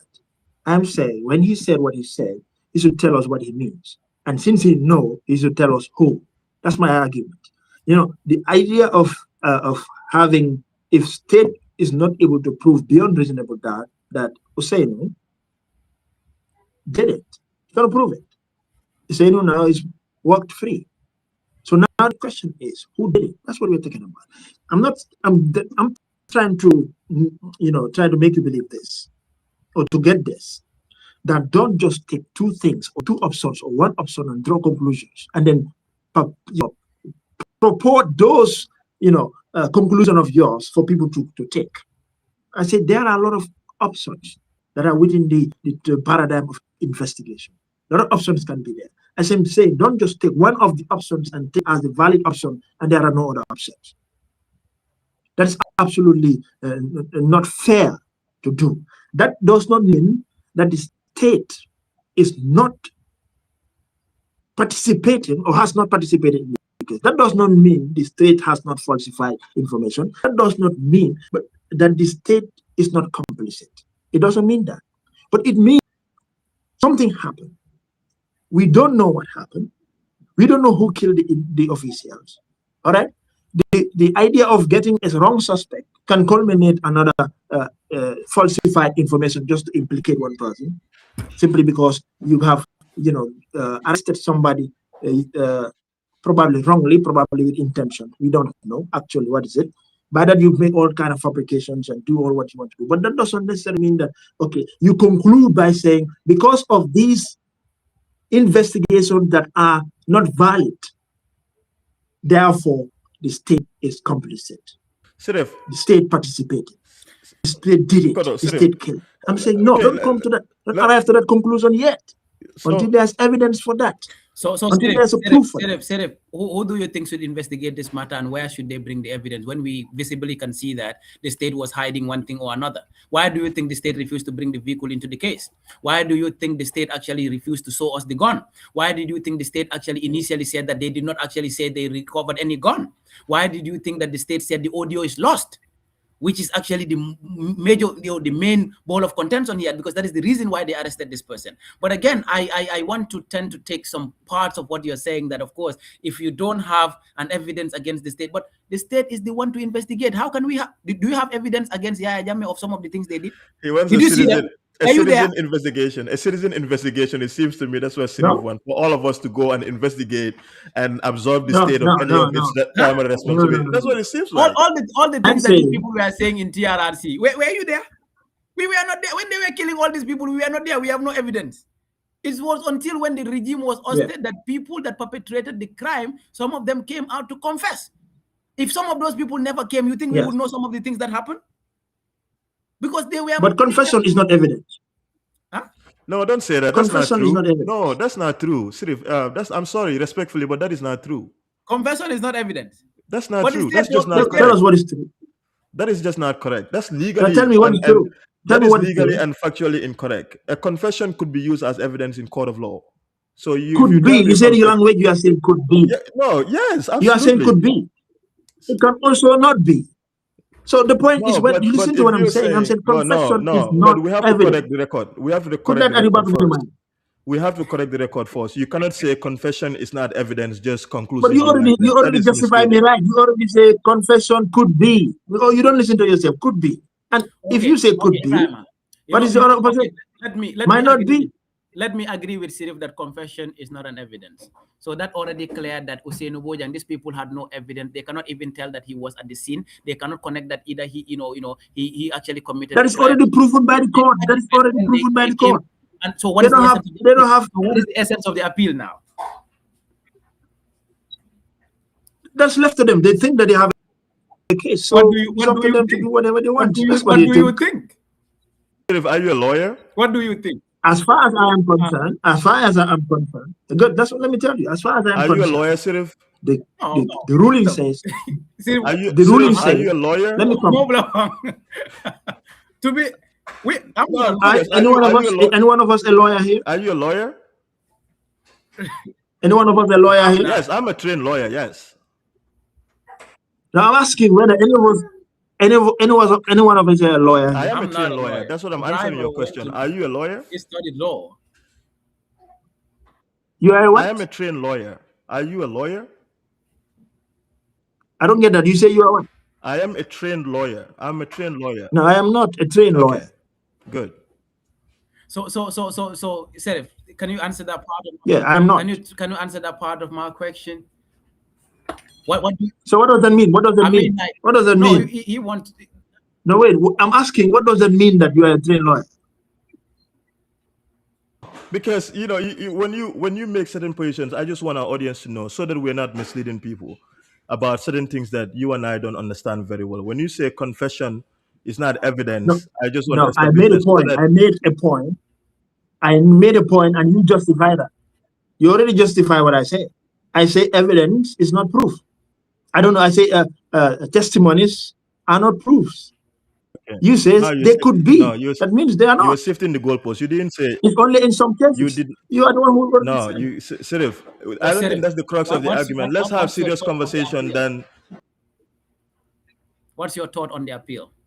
Because the state is only relying on the fact. Oh yeah, but he we forced him to get a confession. We wrote it. No, good. I was coming to that point. He interrupted. No, go ahead. I coming to that point. He interrupted, asking me whether I'm a lawyer. Now, but the point is, as far as I'm concerned, the ruling is very clear that also the case has the state has no case.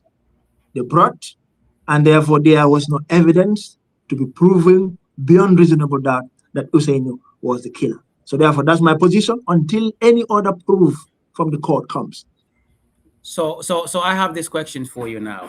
Why do you think the state formatted the phone? One, why do you think the state said this guy is a rebel? Why do you think the state said this person works in Brikama Area Council? Why do you think the state said he was the guy in hoodie? Why do you think the state said he was actually with the gun at that Yankuba Dabo court case in Banjul? Why do you think the state said this person was paid to kill? And of course, he met his co-conspirators in a mosque. They provided him an escape vehicle into the thick forest of Casamas, just for all of these things in their totality to be false. Do you think that was an investigation, or was that a script? Yeah, probably the investigation went wrong. Provided whoever gave the investigation did the wrong investigation. Probably the person did the investigation and falsify information. Probably all those things can come just to prove a case. Probably the person who did the crime was part of them. So to cover them up, and all those things can be possibilities within this case. So, but there is no only one possibility. All these things can happen. Probably the one who killed it is within the system. So we want to cover it up. So anything that is to, profess that, we have to cover it up. It's possible. But did you agree that all of these things in totality actually, sum up to just a cover-up? Because to lie this much against a person, that he's a rebel, he works in BAC, he's a member of the UDP, he was paid to kill, a part of the money was recovered, he's a rebel, he has co-conspirators, they met him in a mosque, they provided him an escape vehicle, the audio is lost, the stools did not fit.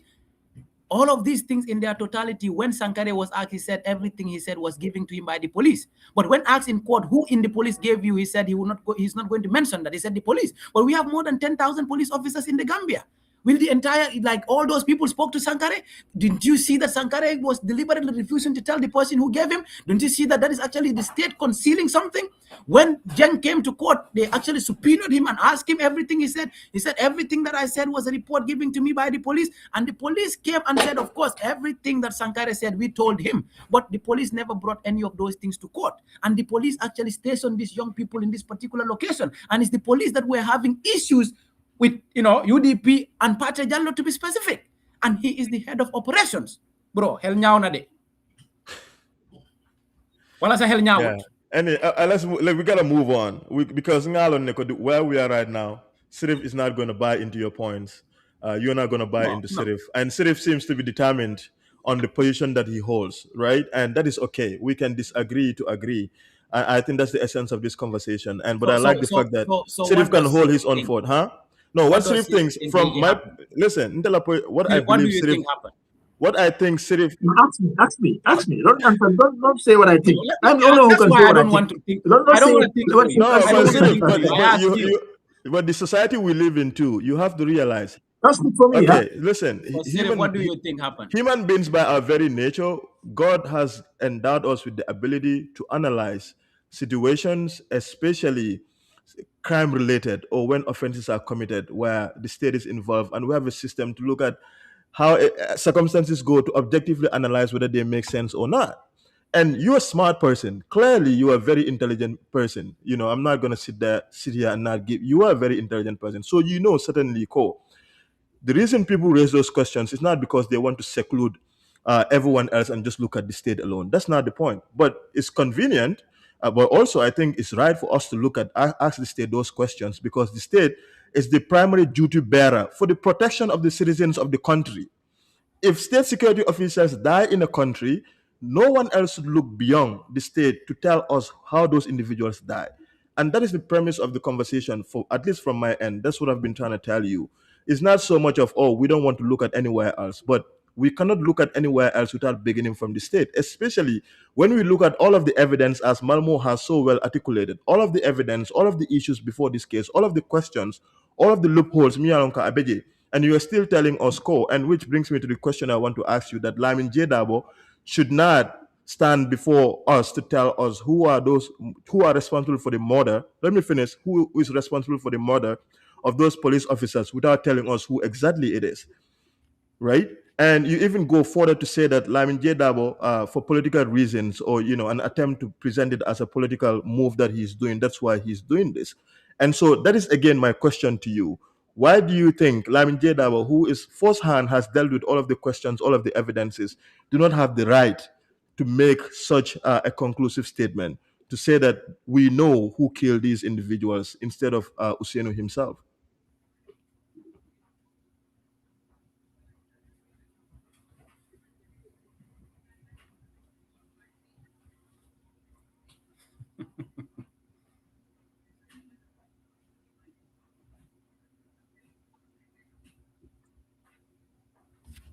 Sharif is a little bit behind with the internet. Yeah, he is definitely way behind with his internet. Mr. Janha. Yes, Sambou, I don't say that he should not say what he said. I never said that. All right? Yeah, I never said that. I never said that he shouldn't say what he said. What I said is he has already made a statement in the public. He knows. My question is, we demand from him to tell us who killed these cops, because he's the only one who said no. The state says it is Ousainou. That's what the state says. But the state don't have any evidence to prove that. So therefore, we cannot take this state serious because you don't have evidence to prove what you allege. Lamin Darboe came and says, we know. I said, then we demand from you to tell us. That's not his job. That is not Lamin's job. That's my position. Yes. I'm not saying he shouldn't say what he said. I'm saying he should tell us. Now, I went further and says, if he has other alternative that I will not do it until I'm arrested, then that is the time I say, then therefore there is a need for confrontation, for political posture. That's the time I start to say so. Because you have something that the state want to know. Now, right now we are assuming. You say? Yeah. I didn't get that. Oh no, sorry. There's no point to belabor on that. But Omar, okay, we can wrap up.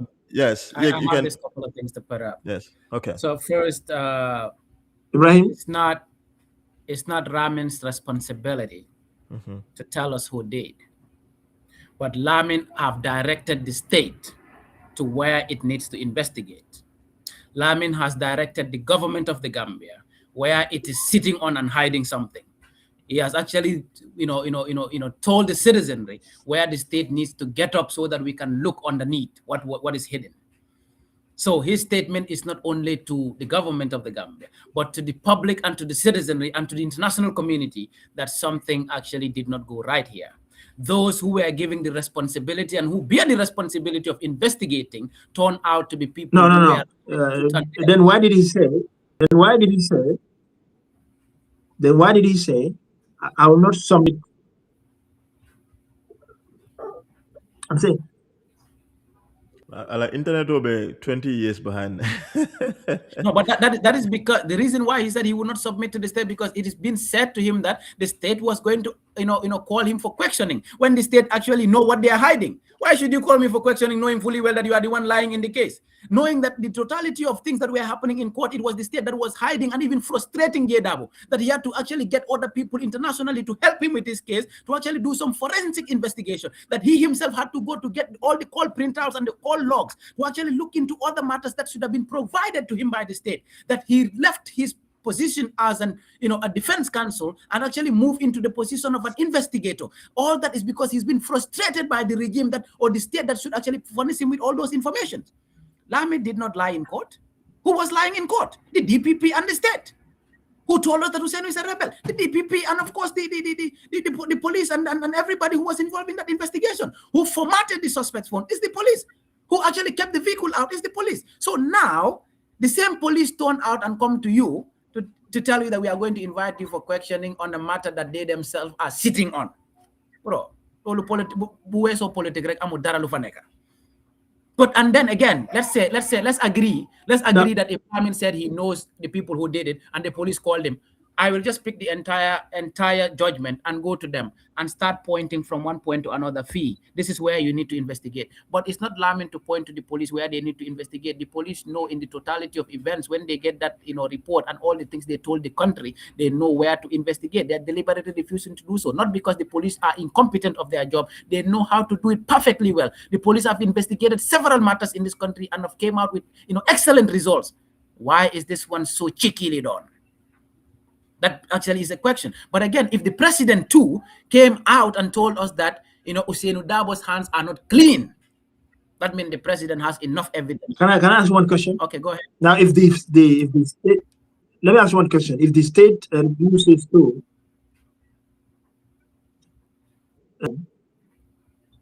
Go ahead. Mr. Janha, please. Let me ask, my question is, if this, let's assume, make an assumption, the state now have not done the proper investigation, and now we don't know who did this. Now Lamin is sitting on an information that he knows, right? And then who are responsible is within his hands. Now the state say, okay, we feel like not to go for an investigation, so we did our investigation, so we don't know now. What should Lamin do? Now, your assumption does not apply, because Lamin did not say that out of the blue that he knew who did it. Lamin, has a preceding statement to that. He said during the course of this trial, and of course the evidence provided to this court, go back to the evidence provided to the court and the proceedings of that court, and of course, study it and investigate it, and of course know where actually the problem lies. So that preceding statement cannot be left behind to actually conclude on the fact that he said, I know, or we know. Now that we know, if what happened, let's say, so the totality of what happened. If the state failed to do that, what should Lamin do? Why should the state fail to do that? Why should the state fail to do that? Is that not the state's responsibility? Do you want to tell me that we have a failed state that fails to do its responsibility? Then we need to oust that regime and bring in a proper state. Why would the state? Probably you said the state is, if we go by what you say, the state is complicit, then we can say the state doesn't do that. Lolo Mota Manela, until another government comes that is serious about Jame when he was president. That's what you are insinuating, that the state failed to do its responsibility. And you say the state is complicit. When Jame was president, they did a cock and bull story in terms of the death of this journalist. What is his name? Data Hyder. What came out to be the truth? Didn't the state lie to every person in the country that, of course, when this person Kurosise got killed, what did the state say? So the state is the state at this point, because they are the ones in government, they are the ones with the responsibility to investigate. So if they commit a crime, who investigates the state then? Who investigates the state? That responsibility on you, and it's not on me. Malmo, can I make a quick point too before we wrap this conversation up? Is, it's not Lamin J that was responsibility as a private citizen or even as a private lawyer to point the state to where they need to investigate, even if the state fails in that responsibility. You want to investigate the state if the state. Yes, no. Let me make the point. Let me finish. Let me finish my point. It's not Lamin, to your point. It's not Lamin's responsibility to point the state to a direction of where they need to conduct its investigation. If we're ever in that position, I hope that we all vote out all of the officers that we have, or kick out every no, for real, because that is a very serious institutional failure that we have, right? And so I think what Lamin is saying is, all things considered, it is legitimate to make the case that we know who is responsible for the murder of these officers, which I think is a fair statement to make, considering he is the lawyer, he is the defense attorney for this case. But to say that Lamin has to be the one to tell the state, I know definitively who killed, that's an overstretch in my considered opinion. That I do not think Lamin should be the one to tell us that. The state has the means, they have the capacity, they have the resources to tell us who killed these two individuals. And I hope their soul rest in peace and justice. We're able to get justice for them. But there cannot be any sort of absolving of who is responsible besides the state, because the state should be the one to tell us. And I think that's where Malmo and I really differ with you, on this particular issue. That's why I asked my question, that if the state fails to do that, what is Lamin's responsibility? Then that becomes, Lamin has the choice to either come out to tell us more, or even to go further beyond the corners of the Gambia to use other legal alternatives to hold those who abdicate their responsibility to let us know, which means he could go to other courts outside the Gambia. That is an unfettered, that's a discretion Lamin has, but he's not responsible for that. Lamin is a... So Lamin is not duty bound to do that. That's the point I'm trying to raise to you. Lamin is not like obligated to do that. Lamin will not do that. You know why? Who has the gun? Who is hiding it? The state. Who refused to do a DNA and claim that DNA cannot be done? The state. Who actually fabricated who actually has the vehicle and refused to bring it to court? The state. So everything that has to do with this case is with the state. So if the state is withholding all of this information, what will Lamin use to take the state to another jurisdiction and say what? And say that, of course, I believe that the state did it on the basis of what everything that happened here. So do you mean to say in this case,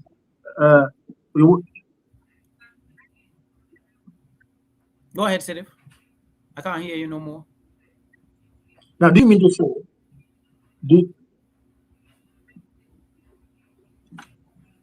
what I'm saying is, do you mean to say when the state fails its response, what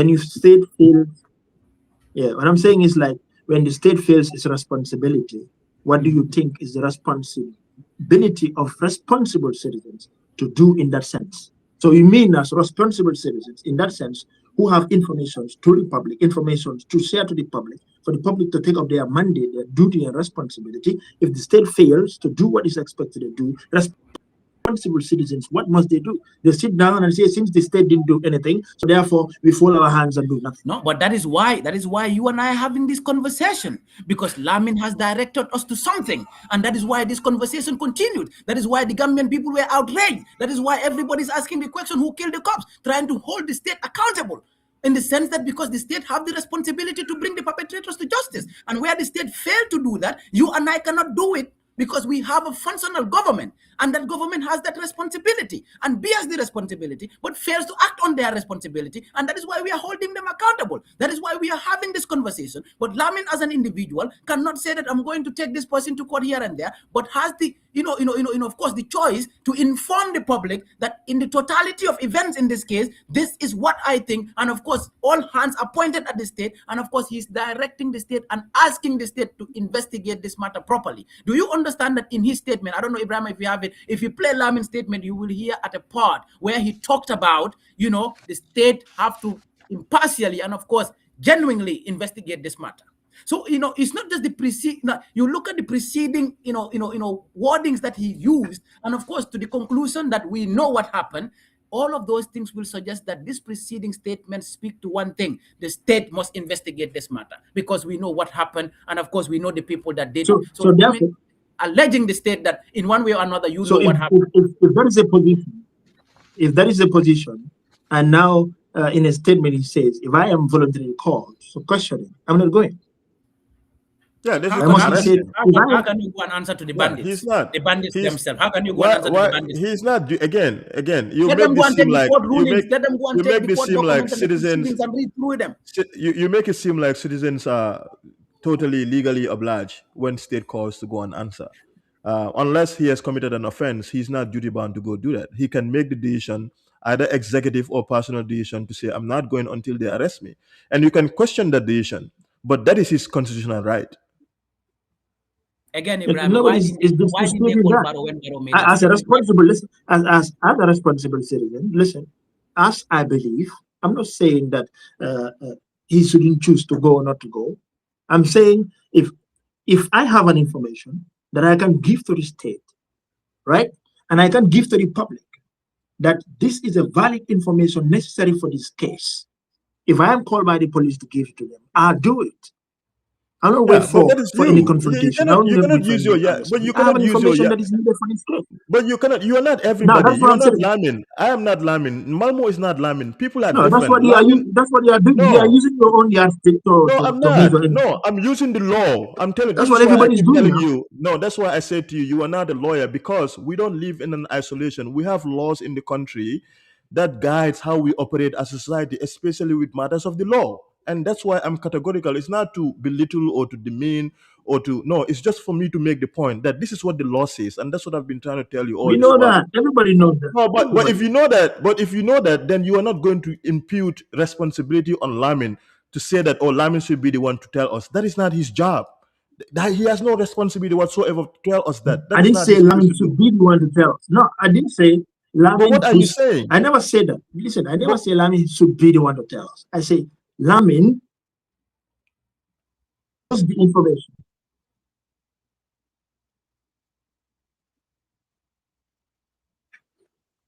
I mean, we've lost him. We've lost Serif. Anyway, Malmo, I think we probably have to leave it here. It's been a fun conversation, but Malmo, you are muted. You are muted. Malmo, you're muted. That's a podcast, man. Podcast need to be conversational, and it's got to be interesting. Even Yes, though sometimes it can be a little bit boring, but in its totality, is an interesting conversation. And for me, altogether, I think the Lamin's statement is why this conversation is still alive, and that is why you and I are conversing about it. That's why our different opinions matter. One thing about me is I want to get divergence. Even if NPP people come here and want to have a different opinion, I want to have those conversations. And, these conversations, there is a give and take. And at the end of the day, it's all for the greater good of our country. It's, our perspectives can never be, in convergence at all times. And there are moments that I would want to, let's say, let me agree with Serif on one point. Let's say, I said, oh, this happened. Okay, maybe you should come and provide the evidence. But again, in the totality of everything that has been happening, who is asking me to provide evidence? To provide evidence to who? The person who does not know. Then I will do that. But the person who probably I know is the one who, in a way, is the potential suspected criminal, still telling me, oh, maybe we need to invite you. I'll be like, look, you are a joker. So in this sense, I see the police as jokers, because if the police can format the suspect's phone, why would Lamin trust such a police? If the police could say that this suspect he works in Brikama area council, why should I trust that police? If the police could say this and this and this and this, and then turn out to say that, oh, everything Sankare said we told him, and to say that everything Sankare said that the police told him is a lie.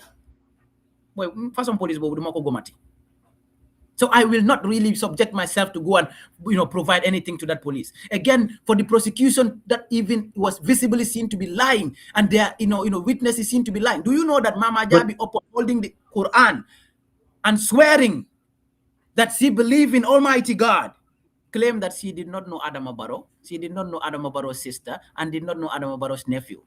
But before the end of her testimony, she actually backtracked and said, of course, yeah, I know all these people. So everything that happened in this case, but for me, like to conclude, I think the state still that's up to her. Still bears the responsibility of telling the truth to Gambians. If she lies, lies is on her. Yeah, because the lies is not only on her, because the people that she is representing gave her 1 million, on those lies. And again, the same people told her to tell that her audio is lost. And of course, this was also amplified by the DPP, who is actually there representing the state. Do you think the DPP has any right to lie that the audio is lost, which is already in the public domain? But even when the defense brought the audio, the state was vehemently denying the admissibility of their audio. The same audio was the basis on which you arrested Ousainou Bojang. The state was frustrating the defense. So the defense cannot come and provide the state that, of course, we know the people that did it, and tell you, okay, this name and that name. I will never do that after being frustrated by the state. We had to actually get people from across the world to help this case, because we know that is the very reason. That is the very reason why Lamin has to come before the public and tell us what happened and who are the ones responsible for the murder of these officers. That's what the issue is all about. Lamin, since the state is failing, state is lying, state is not telling us the truth, then we must have Lamin to tell us the truth. That's what we are talking about. If the state is not doing its job, Lamin, tell us who killed these individuals. You know that the state was lying. That is not Lamin telling us. Tell us what is the evidence. Tell us what is the evidence. You saying the evidence of the lie? Now, when I ask the question, who killed these officers? You don't tell me. Yes, I think at this point. Okay, now that I don't know. Said Bojang did not do it, the state still need to tell us who did it, because that responsibility. I don't know. Anyway, gentlemen, I think we probably have to leave it here. It's been an absolutely fun conversation, but I think very interesting as well. Yes. And I think that's right. The responsibility is within the state to tell us. I don't know if you both can hear me, but it seems Sirif is struggling to get me. I But get. yes, I think that's, conversations get heated, but that's the essence of it. I think we must be able to have these conversations. And Sirif, for many reasons, I think he has been the devil's advocate. I don't want us to live in a society where we have a tunnel vision of matters, and it's important for Sirif to also raise these questions. We cannot all have to see things from the same angle or from the same side.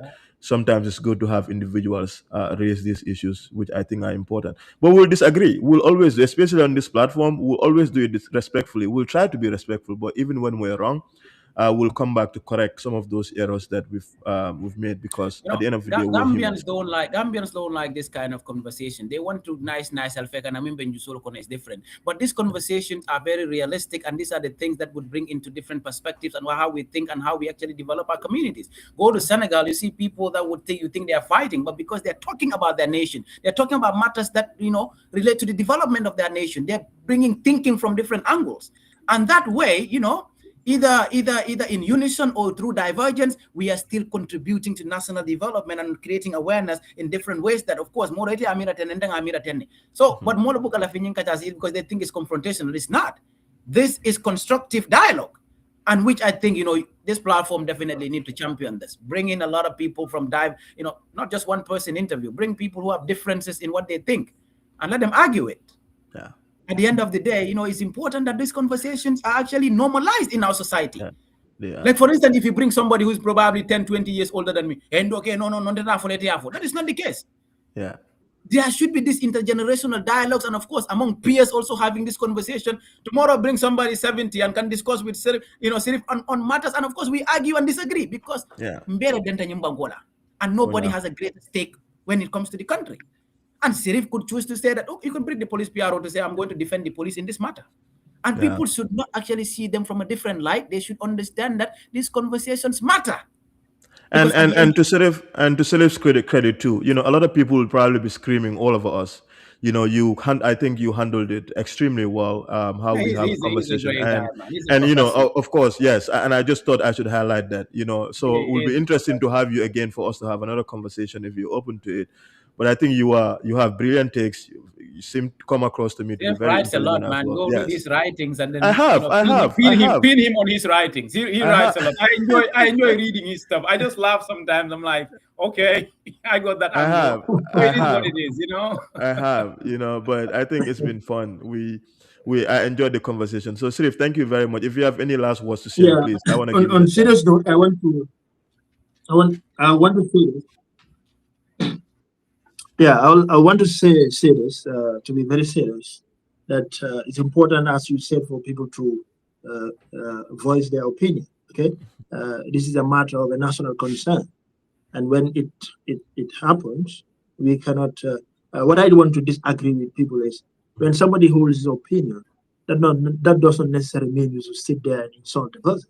That's his opinion. That's his view. That's his position. So respect the person's positions and then live as a nation. But as far as generally what we can do to advance the country is concerned, all of us should participate in making sure that it's done to make sure this country is concerned. This case, my position, I'll conclude in that sense. My position have been just for one thing, that before I accept and approve anything, it must be proven that I have evidence. This is what happened, but also not forgetting that there are also not only one option, there's also not only two options. There are many options that are within any case. So therefore, any of these options are possible until it's proven that this possible is the fact and the reality. Until that is done, the debate will open and the debate will continue for people to realize that we should not just be confined and get ourselves less critical. Whatever Malmo said or Brahim said or anybody said, we should ask the question, how do you know? What is the evidence? Give us proof. Don't just bring us narratives that we just have to accept and then clap for Malmo and everybody is following Malmo. No, everybody shouldn't follow Malmo. You should question Malmo. What is your evidence? Prove it. Give us things that we can hold on. Don't just talk. That's the point here. Thank you, Sirif. I just hope we'll apply that across the board, including on religion as well. That we don't have evidence of, but we follow it day and night. We cannot turn our entire society into a court. We have a courtroom. We have a way of life. There are just some things we don't need evidence to prove.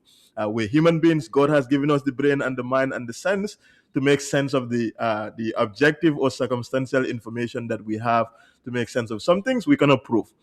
We know that very well. Some things only Allah subhanahu wa ta'ala can prove. That's just the nature of life. But I get the point. Point is well noted. Point is well taken. Thank you very much, gentlemen. Once again, Omar Malmo Sambou. Thank you once again, my brother Sirif Janha. I appreciate all of you being here. Thank you for taking this conversation very seriously. And to any of you or to all of our audiences, we apologize for any internet interruption that we've had during the course of the conversation. This conversation is live on Facebook and also on YouTube. For those of you on YouTube, thank you very much. Sirif Janha writes frequently on Facebook. Please check his Facebook out and support his writing and also engage with him and ask questions that you have. Of course, Omar Malmo, Who Killed the Cops, is on. People are sharing the flyers on their social media accounts, and let's keep the conversation going, because this is not about Malmo, it's not about Sirif, it's not about Ibrahima. It's about two individuals who are gone down on line of duty, and it is important for us to know and understand and get them justice. That is the most important question that we're trying to figure out. And in that spirit, I would once again like to thank all of you and all of our audience for being here and for being part of this conversation. Once again, gentlemen, thank you so much. Thank you, man. Goodbye. Bye.